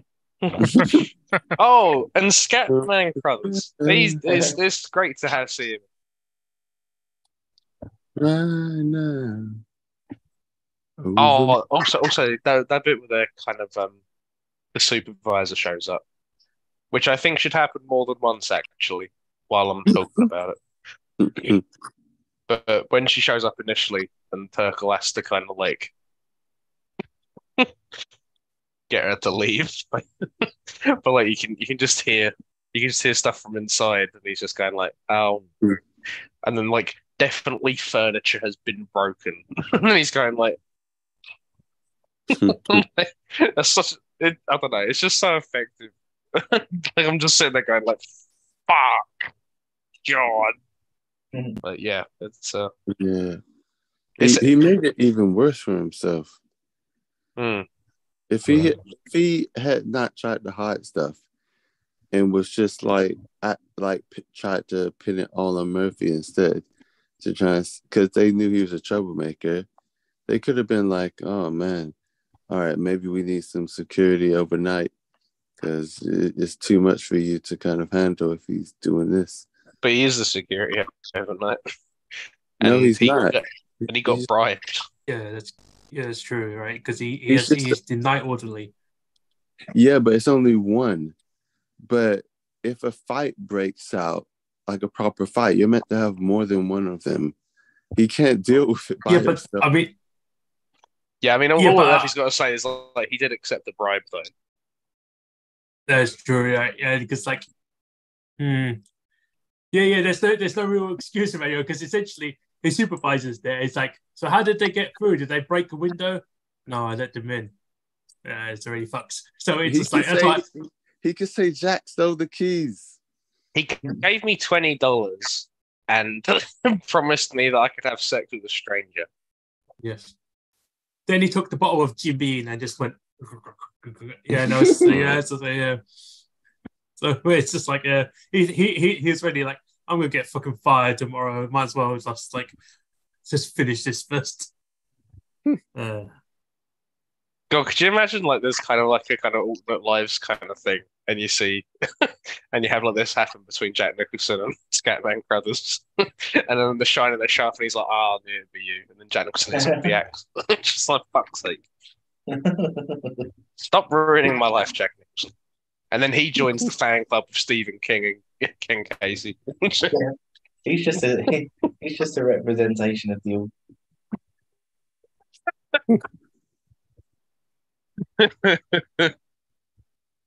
Oh man. Yeah, it's hard to find a favorite scene in what is essentially. It's sort of like trying to find ball cancer because you're trying to find a lump in a bag full of lumps. So you're trying to find a good scene in like a film full of good scenes, you know? What kind of? Yeah, what the fuck did you just say?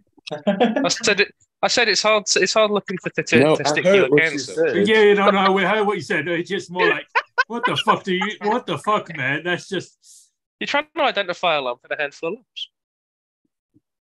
of lumps. No. Yeah. Yeah. No. Yeah. No.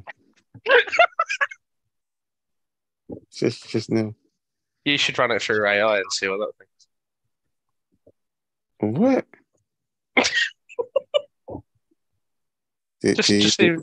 Just see what AI has to say about it. Do you need some help? Is it like? Are you offering to check for testicular cancer for me? No. Oh, well. Offering to get a psychologist, Dr. Brooks. Maybe he can help you out. I don't need a psychologist. I need a ball kyologist. Anyway, Pat, yeah, did you have a favorite scene? Oh, sorry, I was dozing off. Yeah, it's probably the baseball scene, to be fair. Not. It's probably like Jack Nicholson sort of fake commentary to get everyone interested. I thought that was really neat.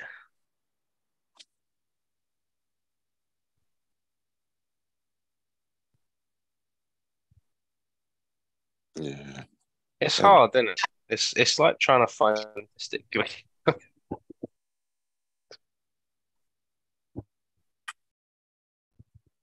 Anyway.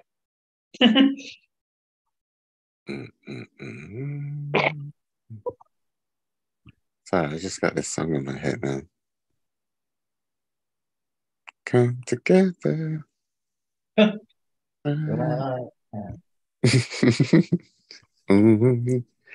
trying to think of a favorite scene as well. It was like I was saying before, it was a wild ride. I didn't initially like what I was seeing or enjoy what I was seeing when I was watching it at first. But then madness was happening and I was appreciating it. I was like, the way these actors are just like bouncing off each other, just going mad. It's like they're doing so good. Like, oh yeah, that was a thing. When he did auditioning, some of the auditioning was done like group therapy session style. That's pretty cool. Yeah. I thought, yeah, a lot of the little things behind like how it was brought together. It was just really cool. But I think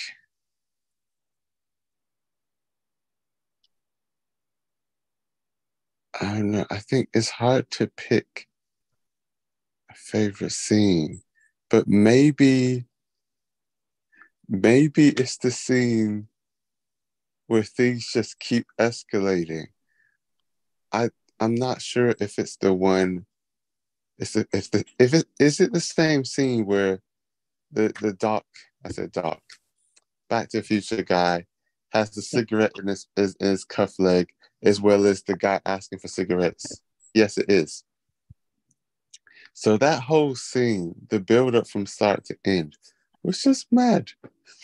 The way that they're all, I know that the director was keen on like getting people's reactions and whatnot, and making sure that was caught on camera. But yeah, the just the way they kind of reacted with another, and I feel like that was it. I don't know if anyone else gets this or if you get this wrong, but I got the feeling that they had a rough script, but they were kind of just told, okay, these are the main points. Go with it. You know what I mean? Yeah. So I think that's the thing though, innit? Like you'd never really know because it's such a like the dynamic between them all is like so chaotic and it's so well acted that I think that's why it creates that effect. Because you can't really like the way that it looks on screen, you can't really imagine it on paper. Yeah. And that's why it makes me think like it was done in a way that, because done in a way that quite a lot of comedy scenes are done like in parts of films where it's like, yeah, this is the script or this is most of the script, but you've got these points, okay, hit them, and we'll see what I like or what not, and I'll kind of tell you what didn't go so well, and we can just keep running it. Mm. 'Cause, yeah, it just felt, yeah, like you said, it felt really good and organic and just worked and just kept escalating and escalating and escalating. It's just like, oh man, Have you ever seen Man on the Moon? no. So it's the same director, and it's a biopic about Andy Kaufman. And I don't know if you know him, but he was a comedian who was known for like just being like too much. And he like one of the things that he did was that he created a wrestling title, which was like the first intergender wrestling title in the world, and like he would basically just go and like challenge women. And like just yeah, just like general stuff like that, because like at the time seen as like a really like goofy thing. And yeah, so in that it's a similar kind of thing. So Jim Carrey plays Andy Kaufman, and there's so many bits where you're kind of going like, oh, I'm not sure if this is, I'm not sure if this was written or if it's just something that happened on set and like they happen to have cameras rolling. And then if you watch the making of it, it's basically like it's kind of a mixture of the two because Jim Carrey just like spent all of his time in character and they just kept cameras rolling constantly just in go. That makes sense because even in this film, there were some times where because they stayed in character a lot of the time, they would roll the camera sometimes without telling them. Mm. Some of this kind of fill-in shots. It's such a good idea. Yeah, that's really cool. I mean, even the fact that he he even kind of like actually tried to do that when even more so back in those days, film costs money. Yeah, man. Yeah. Like, and if you're in a way wasting film or filming something that you're not gonna use, you're not sure you're gonna use, as kind of a risk, and they didn't have a big budget for this as well. But that's cool. What did you say the other film was called again? Man on the Moon. Like the song, Would You Believe They Put a Man on the Moon? You've That- just that's actually copyright where- struck us. Yeah. That's where the film comes from. REM wrote it for that film. Did they? Oh, I knew it must have been in it. I was like, was it for that? Oh, cool. Wait, when was it? When was it 90s? made? Yeah, I think it's like 98 or 9. Yeah. Oh, 1999. It's Oh, old. yes. I assumed it was like older. Like I was looking for like 80 something at least.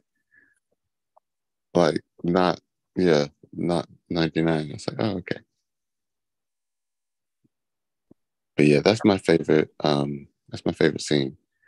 And I'm just reading through different stuff as well. I kind of get where he was coming from, but at the same time, I don't know.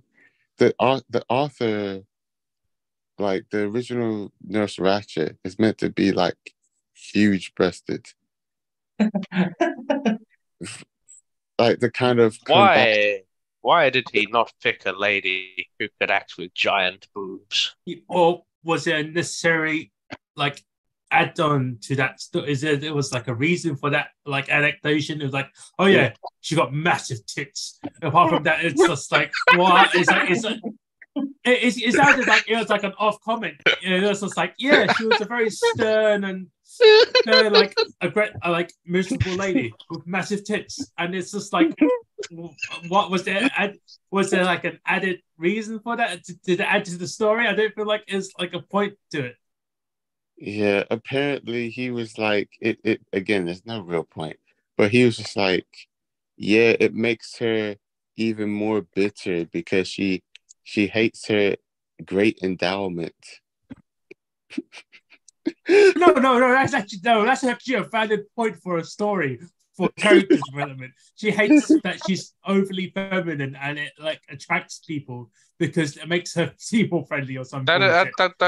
That would explain why she's so pissed off, because her back probably would hurt a lot.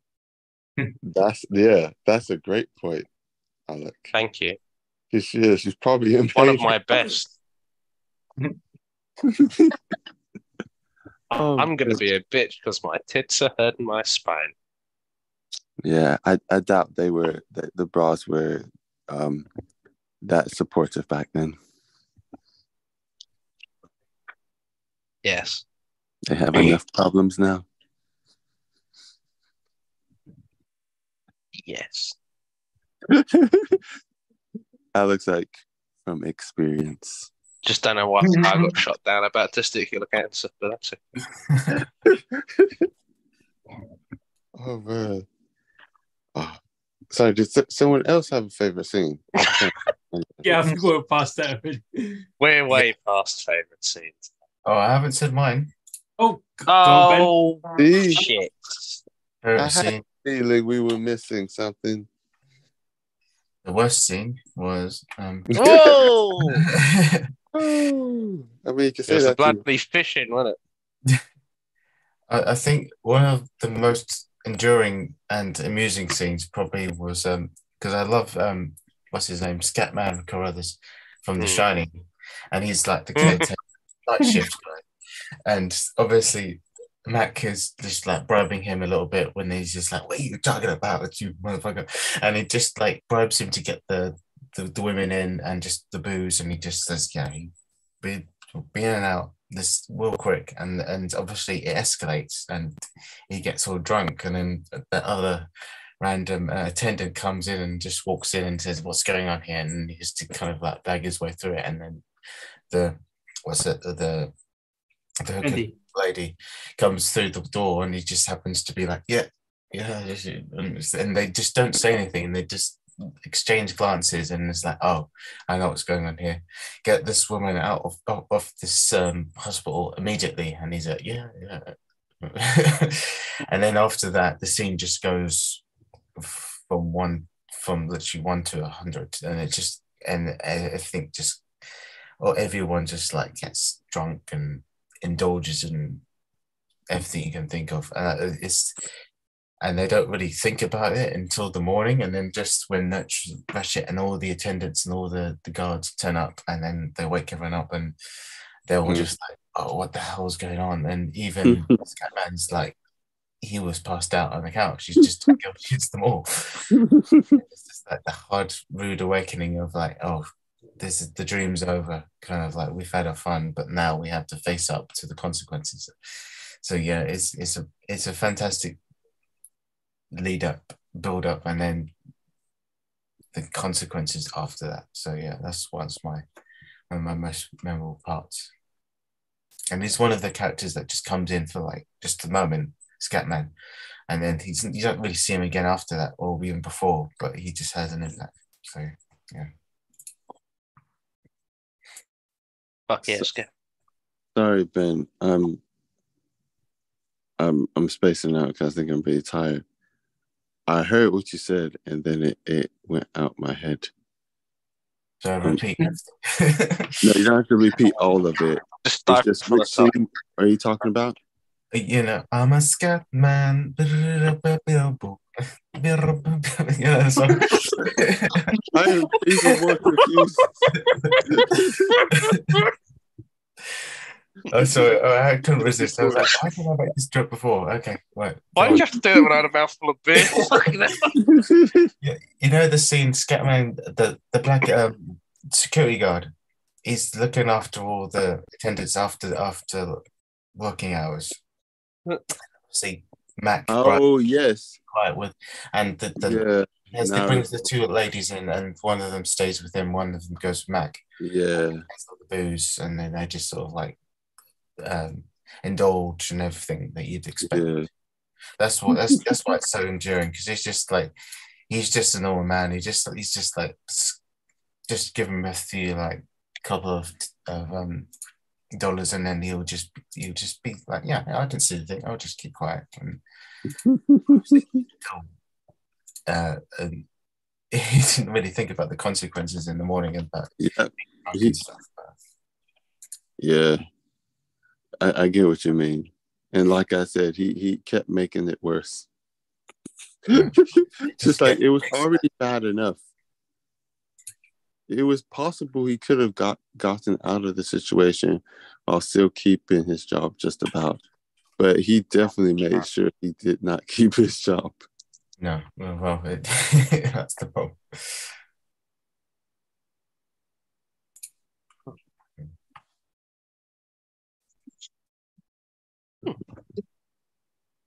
Emmy's back. It.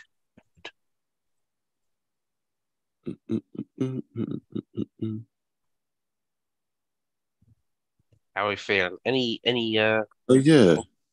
Go on. Apparently Jack Nicholson and Louise Fletcher actually watched someone get ECT before they actually acted it out. Oh right, yeah, the electric treatment, yeah. Ooh. It's like, man, they actually watched someone go through that. I mean, I guess it makes for great acting. What were you gonna say, Simon? No, I was just thinking, like, that's not something that still happens nowadays, is it? Because like, they say it's a treatment, right? But they also used to say, like, you know, leeches and stuff were the treatments. I don't see the real reason to. I don't see the real need to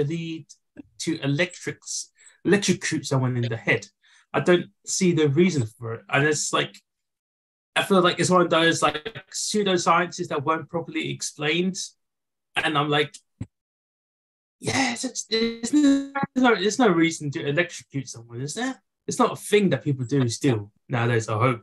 I think that's what's so powerful about the film, is that if we've come a long way in terms of medical research and science, and that we kind of thought like back in the Victorian era, there was so much revelation and so much discovery. There's also so much ignorance and stuff like that where they thought, oh, mental illness, just shock them and they'll be fine. It's like, no, those they didn't really realize the consequences that they were doing to all these people, that it was making things worse and it was not solving the issues.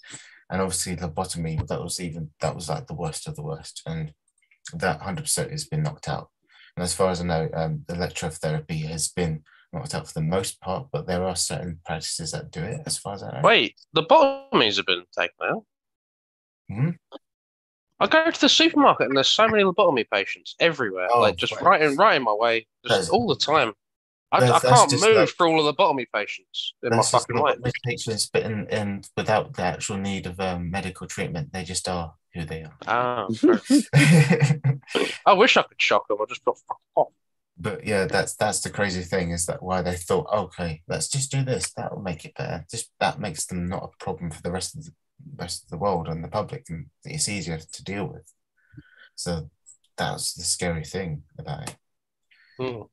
But yeah, that was, and it was only the 70s this was all going on.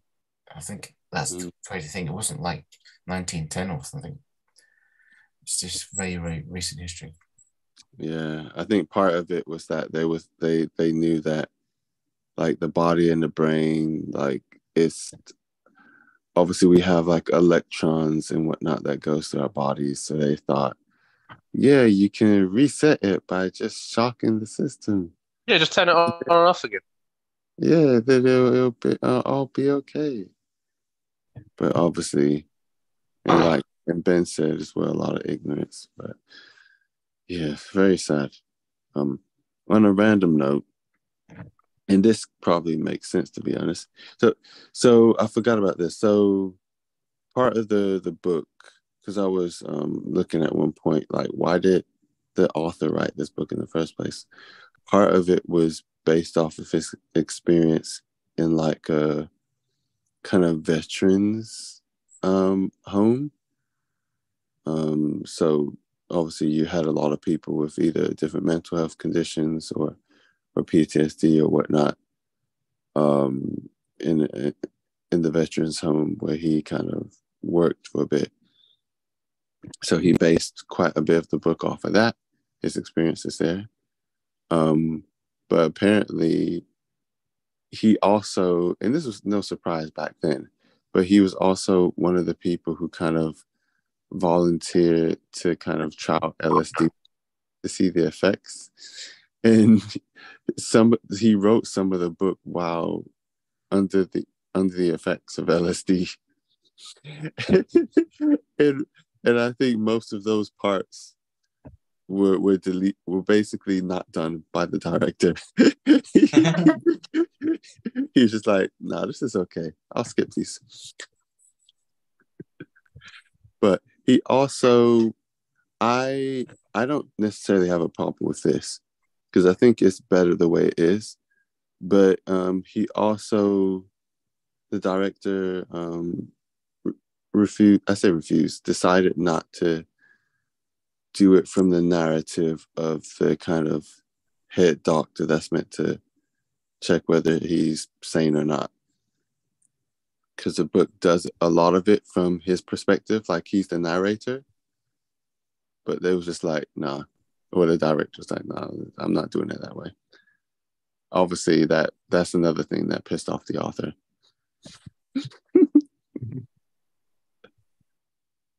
But I'm glad he didn't do it that way.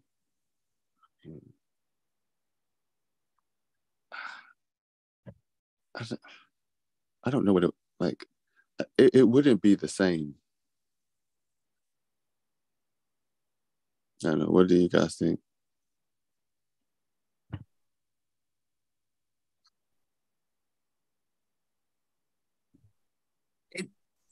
I mean, there's always going to be creative differences for like someone who first imagined the book and afterwards someone who afterwards makes the film. Some of those differences can be acceptable for both parties, but obviously there'll be times it's like, I feel like we had this conversation with the fucking American Psycho film, and it's just like, yeah, it's different, but is it better? Actually, it is better. Or is it better? I never thought it was better this way. So it's gonna be it's good. It's just the same. It's the same sort of thing as like you could say you can say it's better or worse. You could like, oh yeah, just keep to the original, but sometimes like it doesn't work in that particular media, if you know what I mean. Like you can make. I think this conversation I think I've had with Joe before. It's like, yeah, of course you can have people with like superpowers in anime and cartoons and shit because you could just animate it. But if you try to do that in real life, it just looks cringy. And Yeah. just like it's no point. It's like I don't know. Exactly. I mean, to answer your question, it's hard for it to be well transitioned or well translated to different medias. It works most of the time. Question mark. So it's just like, oh no, there's no real answer to your question, but it's like it works most of the time, and that's the most you can really get most of the time. Yeah. Also, Ben, I didn't realize. Thanks. I didn't realize this film until afterwards. I didn't realize it was deemed culturally, historically, and aesthetically significant by United States Library of Congress and selected for preservation in the National Film Registry. We've got a load of those in Film Club now. Good. I do. Wait, what do you mean? Someone else can probably explain it better. It's basically like, I think it's called like the American Film Registry or something like that. And yeah, if something's deemed like important for one reason or another, whether that's like culturally or in terms of filmmaking or whatever, it gets it gets put into the registry. But we've got this, I think Midnight Cowboys on there as well.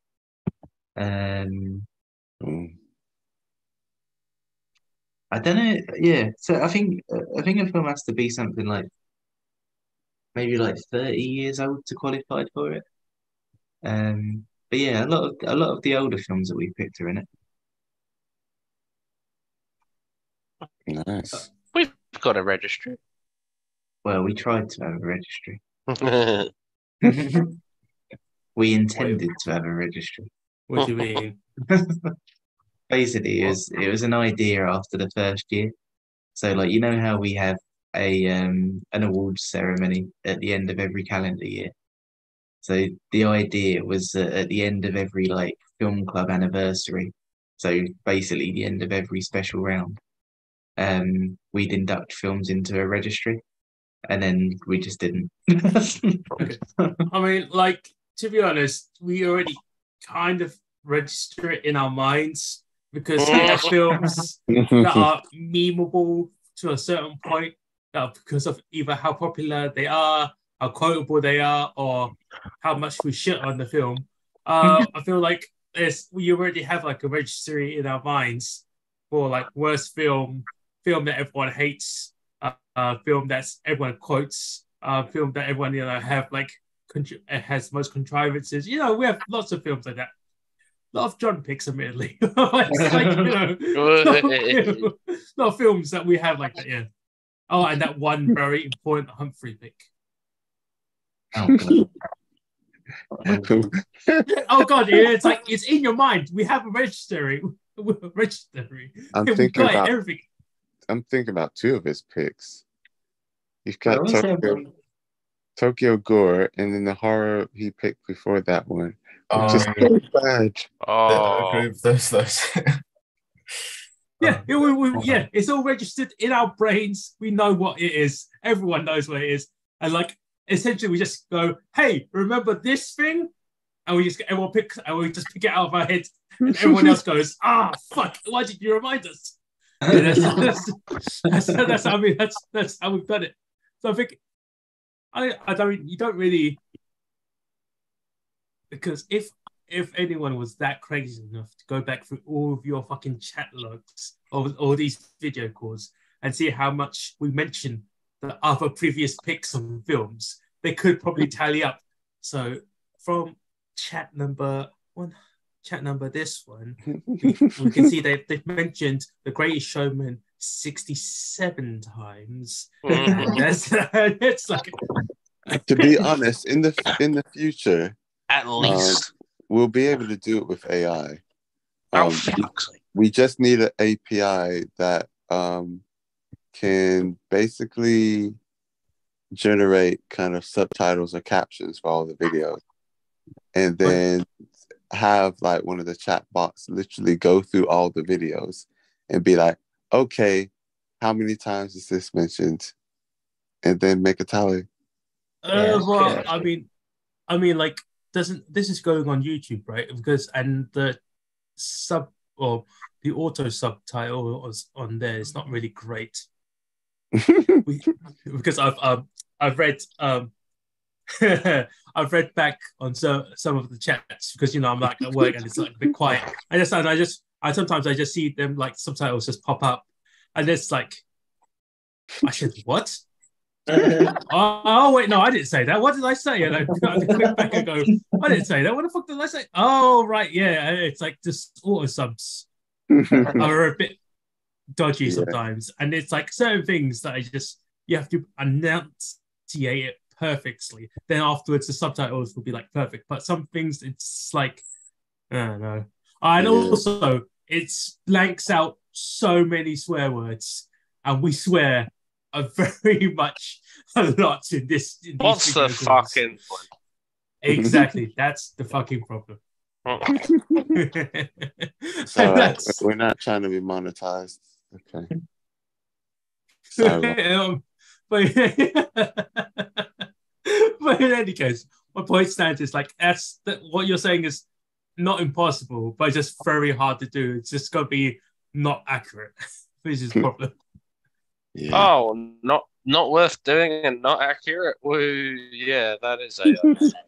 Oh man.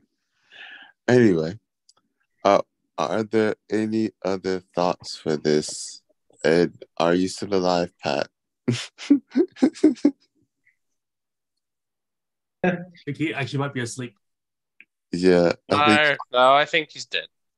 I think it sounded like he was falling asleep before. Yeah, he probably is. Well, he's not the host, so it's okay. Anyway.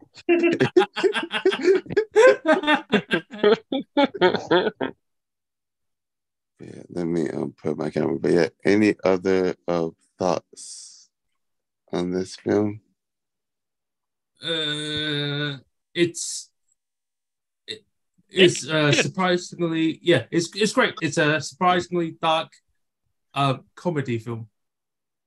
That's the point, actually, just on it being surprisingly dark. I am surprised it won the Oscar for Best Picture because it's not like it's not your typical like Oscar bait. Yeah, it got a grand slam in it. It got like 5 main categories. Wait, which 5 categories did it get? Oh, jeez. I can't. It got Best Picture, I think Best Screenplay, maybe Best Actor. I think it did get the one for actress as well, so I think that counts as well. So I mean, that's. I think she got that award as well, or at least she got nominated, if I remember correctly. So she did win an award for like Best Actor, Actress, whatnot, and she was the first. She performed part of her speech in American Sign Language, which was the first for an acceptance speech. That's cool. Like, yeah, I thought that was really cool. I don't know why. I mean, I was gonna say, if she just chose to do so for like inclusion's sake, I think that's quite nice. But I was gonna say that's very like 4 Oscars though, so it's like, yeah, that's pretty much. It won Best Picture, Best Director, Best Actor, Best Actress, and Best Screenplay, adapted from other material. Oh, yeah. That's fucking grand slam, right? Thank you very much. But it won all the Golden Globes. Including best comedy and best horror. I can tell you all the awards, actually. I will do it. I'll do it. Don't you test? No. Okay. We know it's already awarded. Otherwise, why would Ben pick it? God damn. For this round, particularly, it truly was a goat. It truly was best of time. Was the best of times. You stupid monkey. But In now, any case. so we're now halfway through Goat Round, and exactly half of the films have got multiple Hall of Fames, and the other half have got nothing. And the two that have got stuff are Cinema Paradiso and One Flew Over the Cuckoo's Nest. And the two who've got nothing are Gladiator and Street Fighter. And personally, I don't think these ones could deserve each other more. It's pretty mad, actually. Like, So what will the next one come under? Yes, Good that is a or good bad? point. it is mad, though. Like, the last two consecutive picks have got 7 Hall of Fames between them. That's mental. What you call it? Just to finish off. Yeah, the film took me through a roller coaster of just feeling different stuff. And yeah, overall, I'm happy with how they handled it, how they did it, and just how it was acted. And yeah, respect to all the actors. Even Danny DeVito at one point thought he might be using his sanity, but the doctor was just like, nah, you're okay. It's okay to have an imaginary friend. As long as you know they're not real, you're cool, don't worry. And then they found him, and he was inside a sofa. And then he came out of the sofa, and he was lathered up in like just all this sanitizer. And he was just like, I need to be clean. That would have been great if you like just lagged out at the perfect moment there, man. It was like I respected all the actors, even Danny DeVito at one point.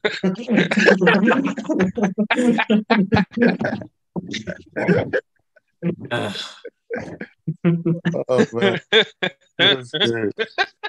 I actually didn't realize it was him for like the first 10 minutes or something. He looks Yeah. really okay. Like, yeah, I'm not used to young Danny DeVito. Camilla was like, no, that's him. Like, you sure? It's like, yes, it's him. Young Danny DeVito can't hurt you. He doesn't exist. He doesn't smile. So that anyway, much. I started blasting. sorry. Oh no, I dropped my monster condom for my magnum dog. Oh, my At the end, Emmanuel was like, I get it now. I understand it now. Oh, I love that video. Yeah. So yeah, surprisingly, yeah, it was good. It's good. Big. So, as no surprise, that this will, sorry, I can't even speak properly. This will be no surprise for me. It's considered one of the greatest of all time, and one of the greatest in its genre. You're gonna pick an anime, aren't you? I'm gonna pick something. I like how you're about to announce it, and you're like, "No spoilers, though." And I'm like, "For fuck's sake!" They don't speak. And so this film is Spirited Away. Hey. Spirited Away, did you say? Yeah. Oh, nice. Which is still fortunately on Netflix. They finally cut that deal. Yeah. Yeah, they've renewed the contract, so it's there for another 4 years now. Nice, because yeah, it was gone for a bit. And I was just like, oh no, I would have picked this film. Oh wait, it's there again. Yeah. Nice, man. Sublime. Our first Ghibli. Our first Ghibli. Our first Ghibli. It's weird that it's the first one. It's strange. Should be ashamed of ourselves. Oh, well, this is the first time I would have seen this film. It's been on my list to watch, but I've never. Wait, actually what? watched You've never seen it? Wait, what? I thought that was the idea there. Wait, what the fuck? That is actually surprising for me. What do you mean? You've not seen Spirited Away? What the fuck, man? Nah. I've seen like a few Studio Ghibli, but not Spirited Away. Shit. Holy shit, dude. I'm actually shocked. This That's is so illegal. you. That's so you, lad. I've seen a few Ghibli films, but not the one I picked for Goat Round. Not the fucking one that won like all the fucking awards. Jesus. I can't believe you of all people haven't seen this. Like, I feel like if I had a monocle, I would have dropped it by now. What the fuck? Yeah, there was a moment there where you turned into an old English gentleman. You've not seen Spirited Away. Sorcerers. I can't believe I won't like. I've actually shit. I can't believe you haven't seen Spirited Away. What the To fuck? be fair, we all kind of, me and Pat were like, at least were talking about this. It's like, oh, imagine if Manuel picks something he hasn't seen. It'll be something like he might have half seen, like maybe like scenes on YouTube or something. I don't know. we thought you were gonna pick Akira or something like that. I mean, Akira is good, Yes. but I feel like this is held up higher in like the anime world just a bit. It's got that, I don't know, it's got this kind of prestige and stuff around it that's just like everyone talks about this. Well, And admittedly speaking, it is like Mr. Miyazaki's like third time out of retirement, and he's like, and Waxing on and waxing off. well, He's pretty much retiring right. again, He's- isn't yeah, you know, essentially, he's a bit like that. Is because he's like, I'm gonna retire now, and afterwards, like after a year or so, he's like, I'm bored. I'm gonna make another film. Okay, Do you know what, now though? I'm gonna retire.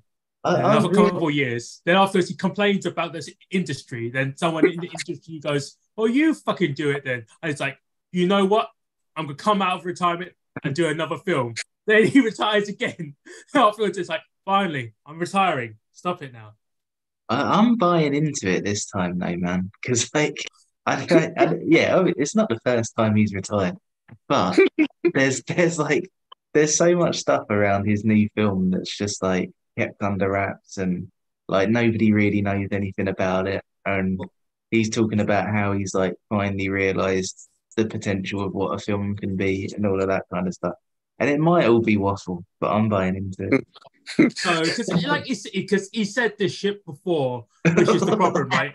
And like, but admittedly speaking, though, this is the first time I am generally surprised that they had a new movie come out from the studio, and it's like, where was the advertisement for this? Where was it? Was just suddenly, it was like, hey, new Studio Ghibli movies out. It was like, whoa, what the fuck? Imagine if suddenly goes, imagine if suddenly just during like you're watching film goes just suddenly on like when you're watching trailers, suddenly just go, oh yeah, we're making new Fantastic Four. Whoa, what the wait, what? New Fantastic Four's coming out? When the one's coming out next week. Your brain would just like explode. So this is like, so when he's finally done this is definitely one of his more highly rated ones, because it did have like that help with this like Disney help. Yeah, this has a quick injection of Disney power, and like he did finish it up. So that's got like, it's got a lot of like prestige there. So I feel like this is definitely one of the more better movies. Akira is cool. I don't think it's Goat Round cool though. Oh, I'd say it was, just because it was like such a massive gateway for anime in like America and over here. Did you Yeah, say but like- goat? Did you No, say he goat? did. No, he didn't say Goat Way. Oh, okay. But because I was gonna say, if that's the case, then Ghost in the Shell is gonna have that argument, right? It's like, Fuck. oh yeah, bro, yeah, exactly. But Akira did it Fuck first, that though. stupid film. You're not wrong, is it? It's like, But this is a conversation. But this is a conversation that we should have next time, because like I should just give you 10s now for To be fair, I've been like threatening to pick Akira for about 3 years, so I better do it soon.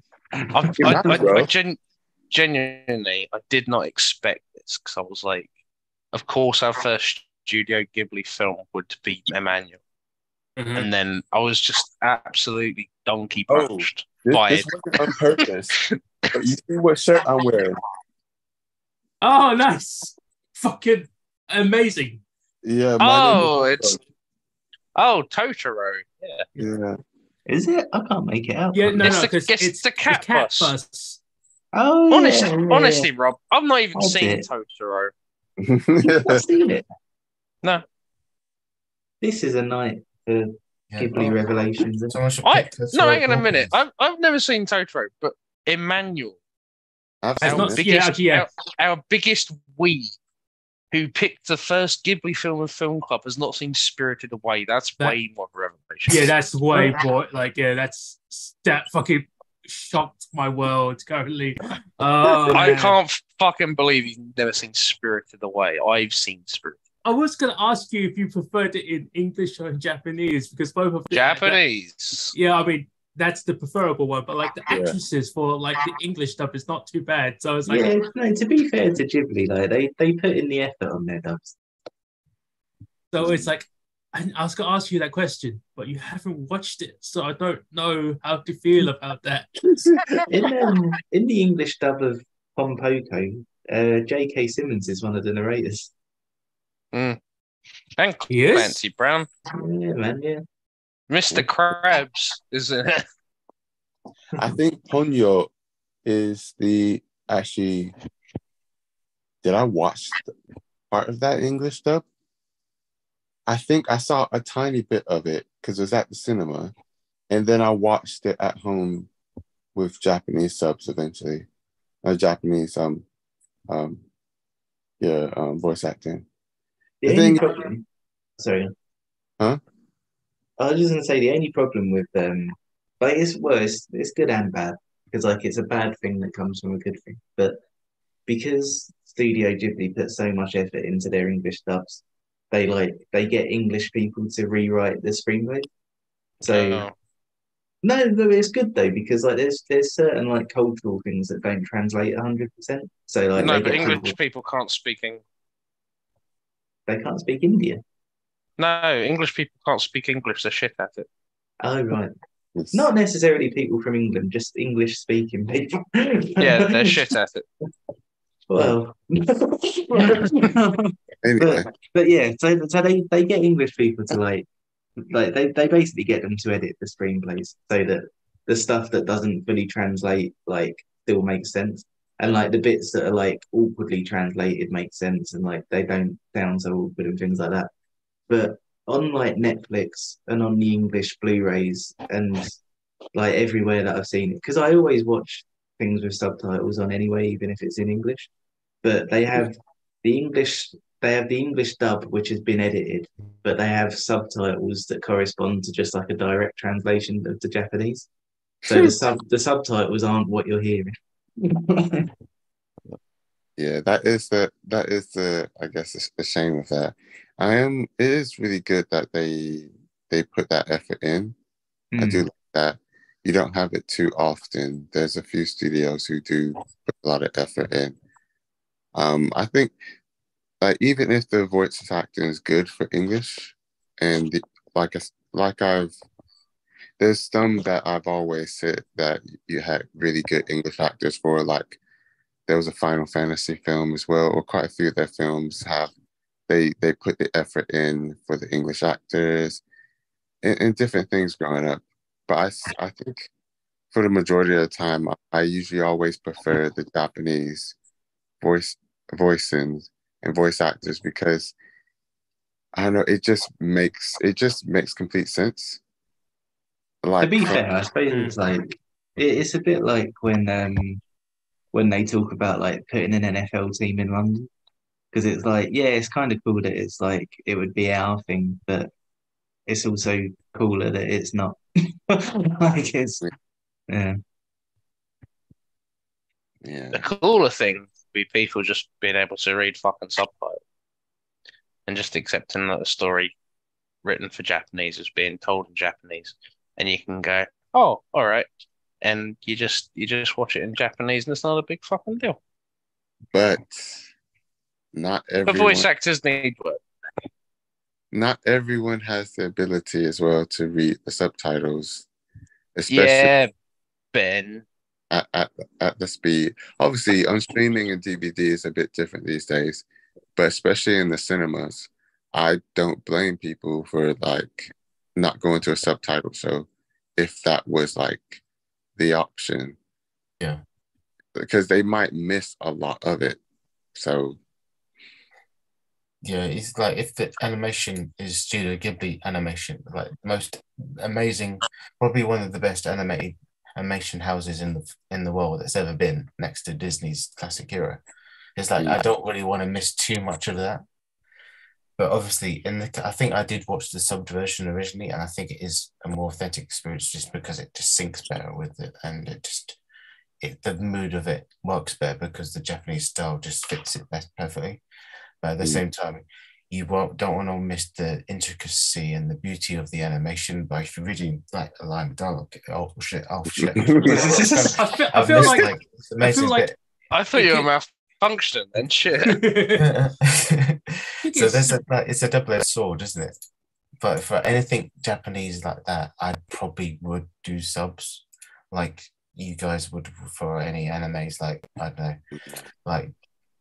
like Dragon Ball Z, for example. I think it was John or something that said always watch the original dub of it. It's better than the American dub or something. So it's like the original dub. yeah. Yeah, actually, Dragon Ball Z is a rare occasion where I would be like, don't actually listen to it in Japanese unless you just want to be constantly laughing. Oh, okay. Maybe it wasn't that then. The Japanese original. No, it might still be. What you mean, get out? I'm almost done. But yeah, the original like it is much more of a comedy, even more so, and like the voices are just hilarious. Oh. So I just show my itchy and scratchy shirt. Nice. Oh, lovely. I guess it's. Is that the one that's sewn on? Yeah. Oh, I got the one with Homer on the couch. With Homer on the what? On the couch. Oh, nice. Bring it to Bournemouth. We can wear them together. Yay! Yeah. Enjoy, folks. And Emmanuel, before you go, can you Yeah. just tell Camilla I said J. Robert Oppenheim? she's right here. Oh, Camilla, J. Robert Oppenheimer. J. Robert off. I can't even say it anymore. Yes. J. Robert Oppenheimer. If I hear it one more time, honestly, I'm gonna go crazy. Now. J. Robert Oppenheimer. J. Robert Oppenheimer. J. Robert Oppenheimer. Anyway. This is okay. Yeah, one more time after that, I'm definitely gonna go crazy. All right. Take care.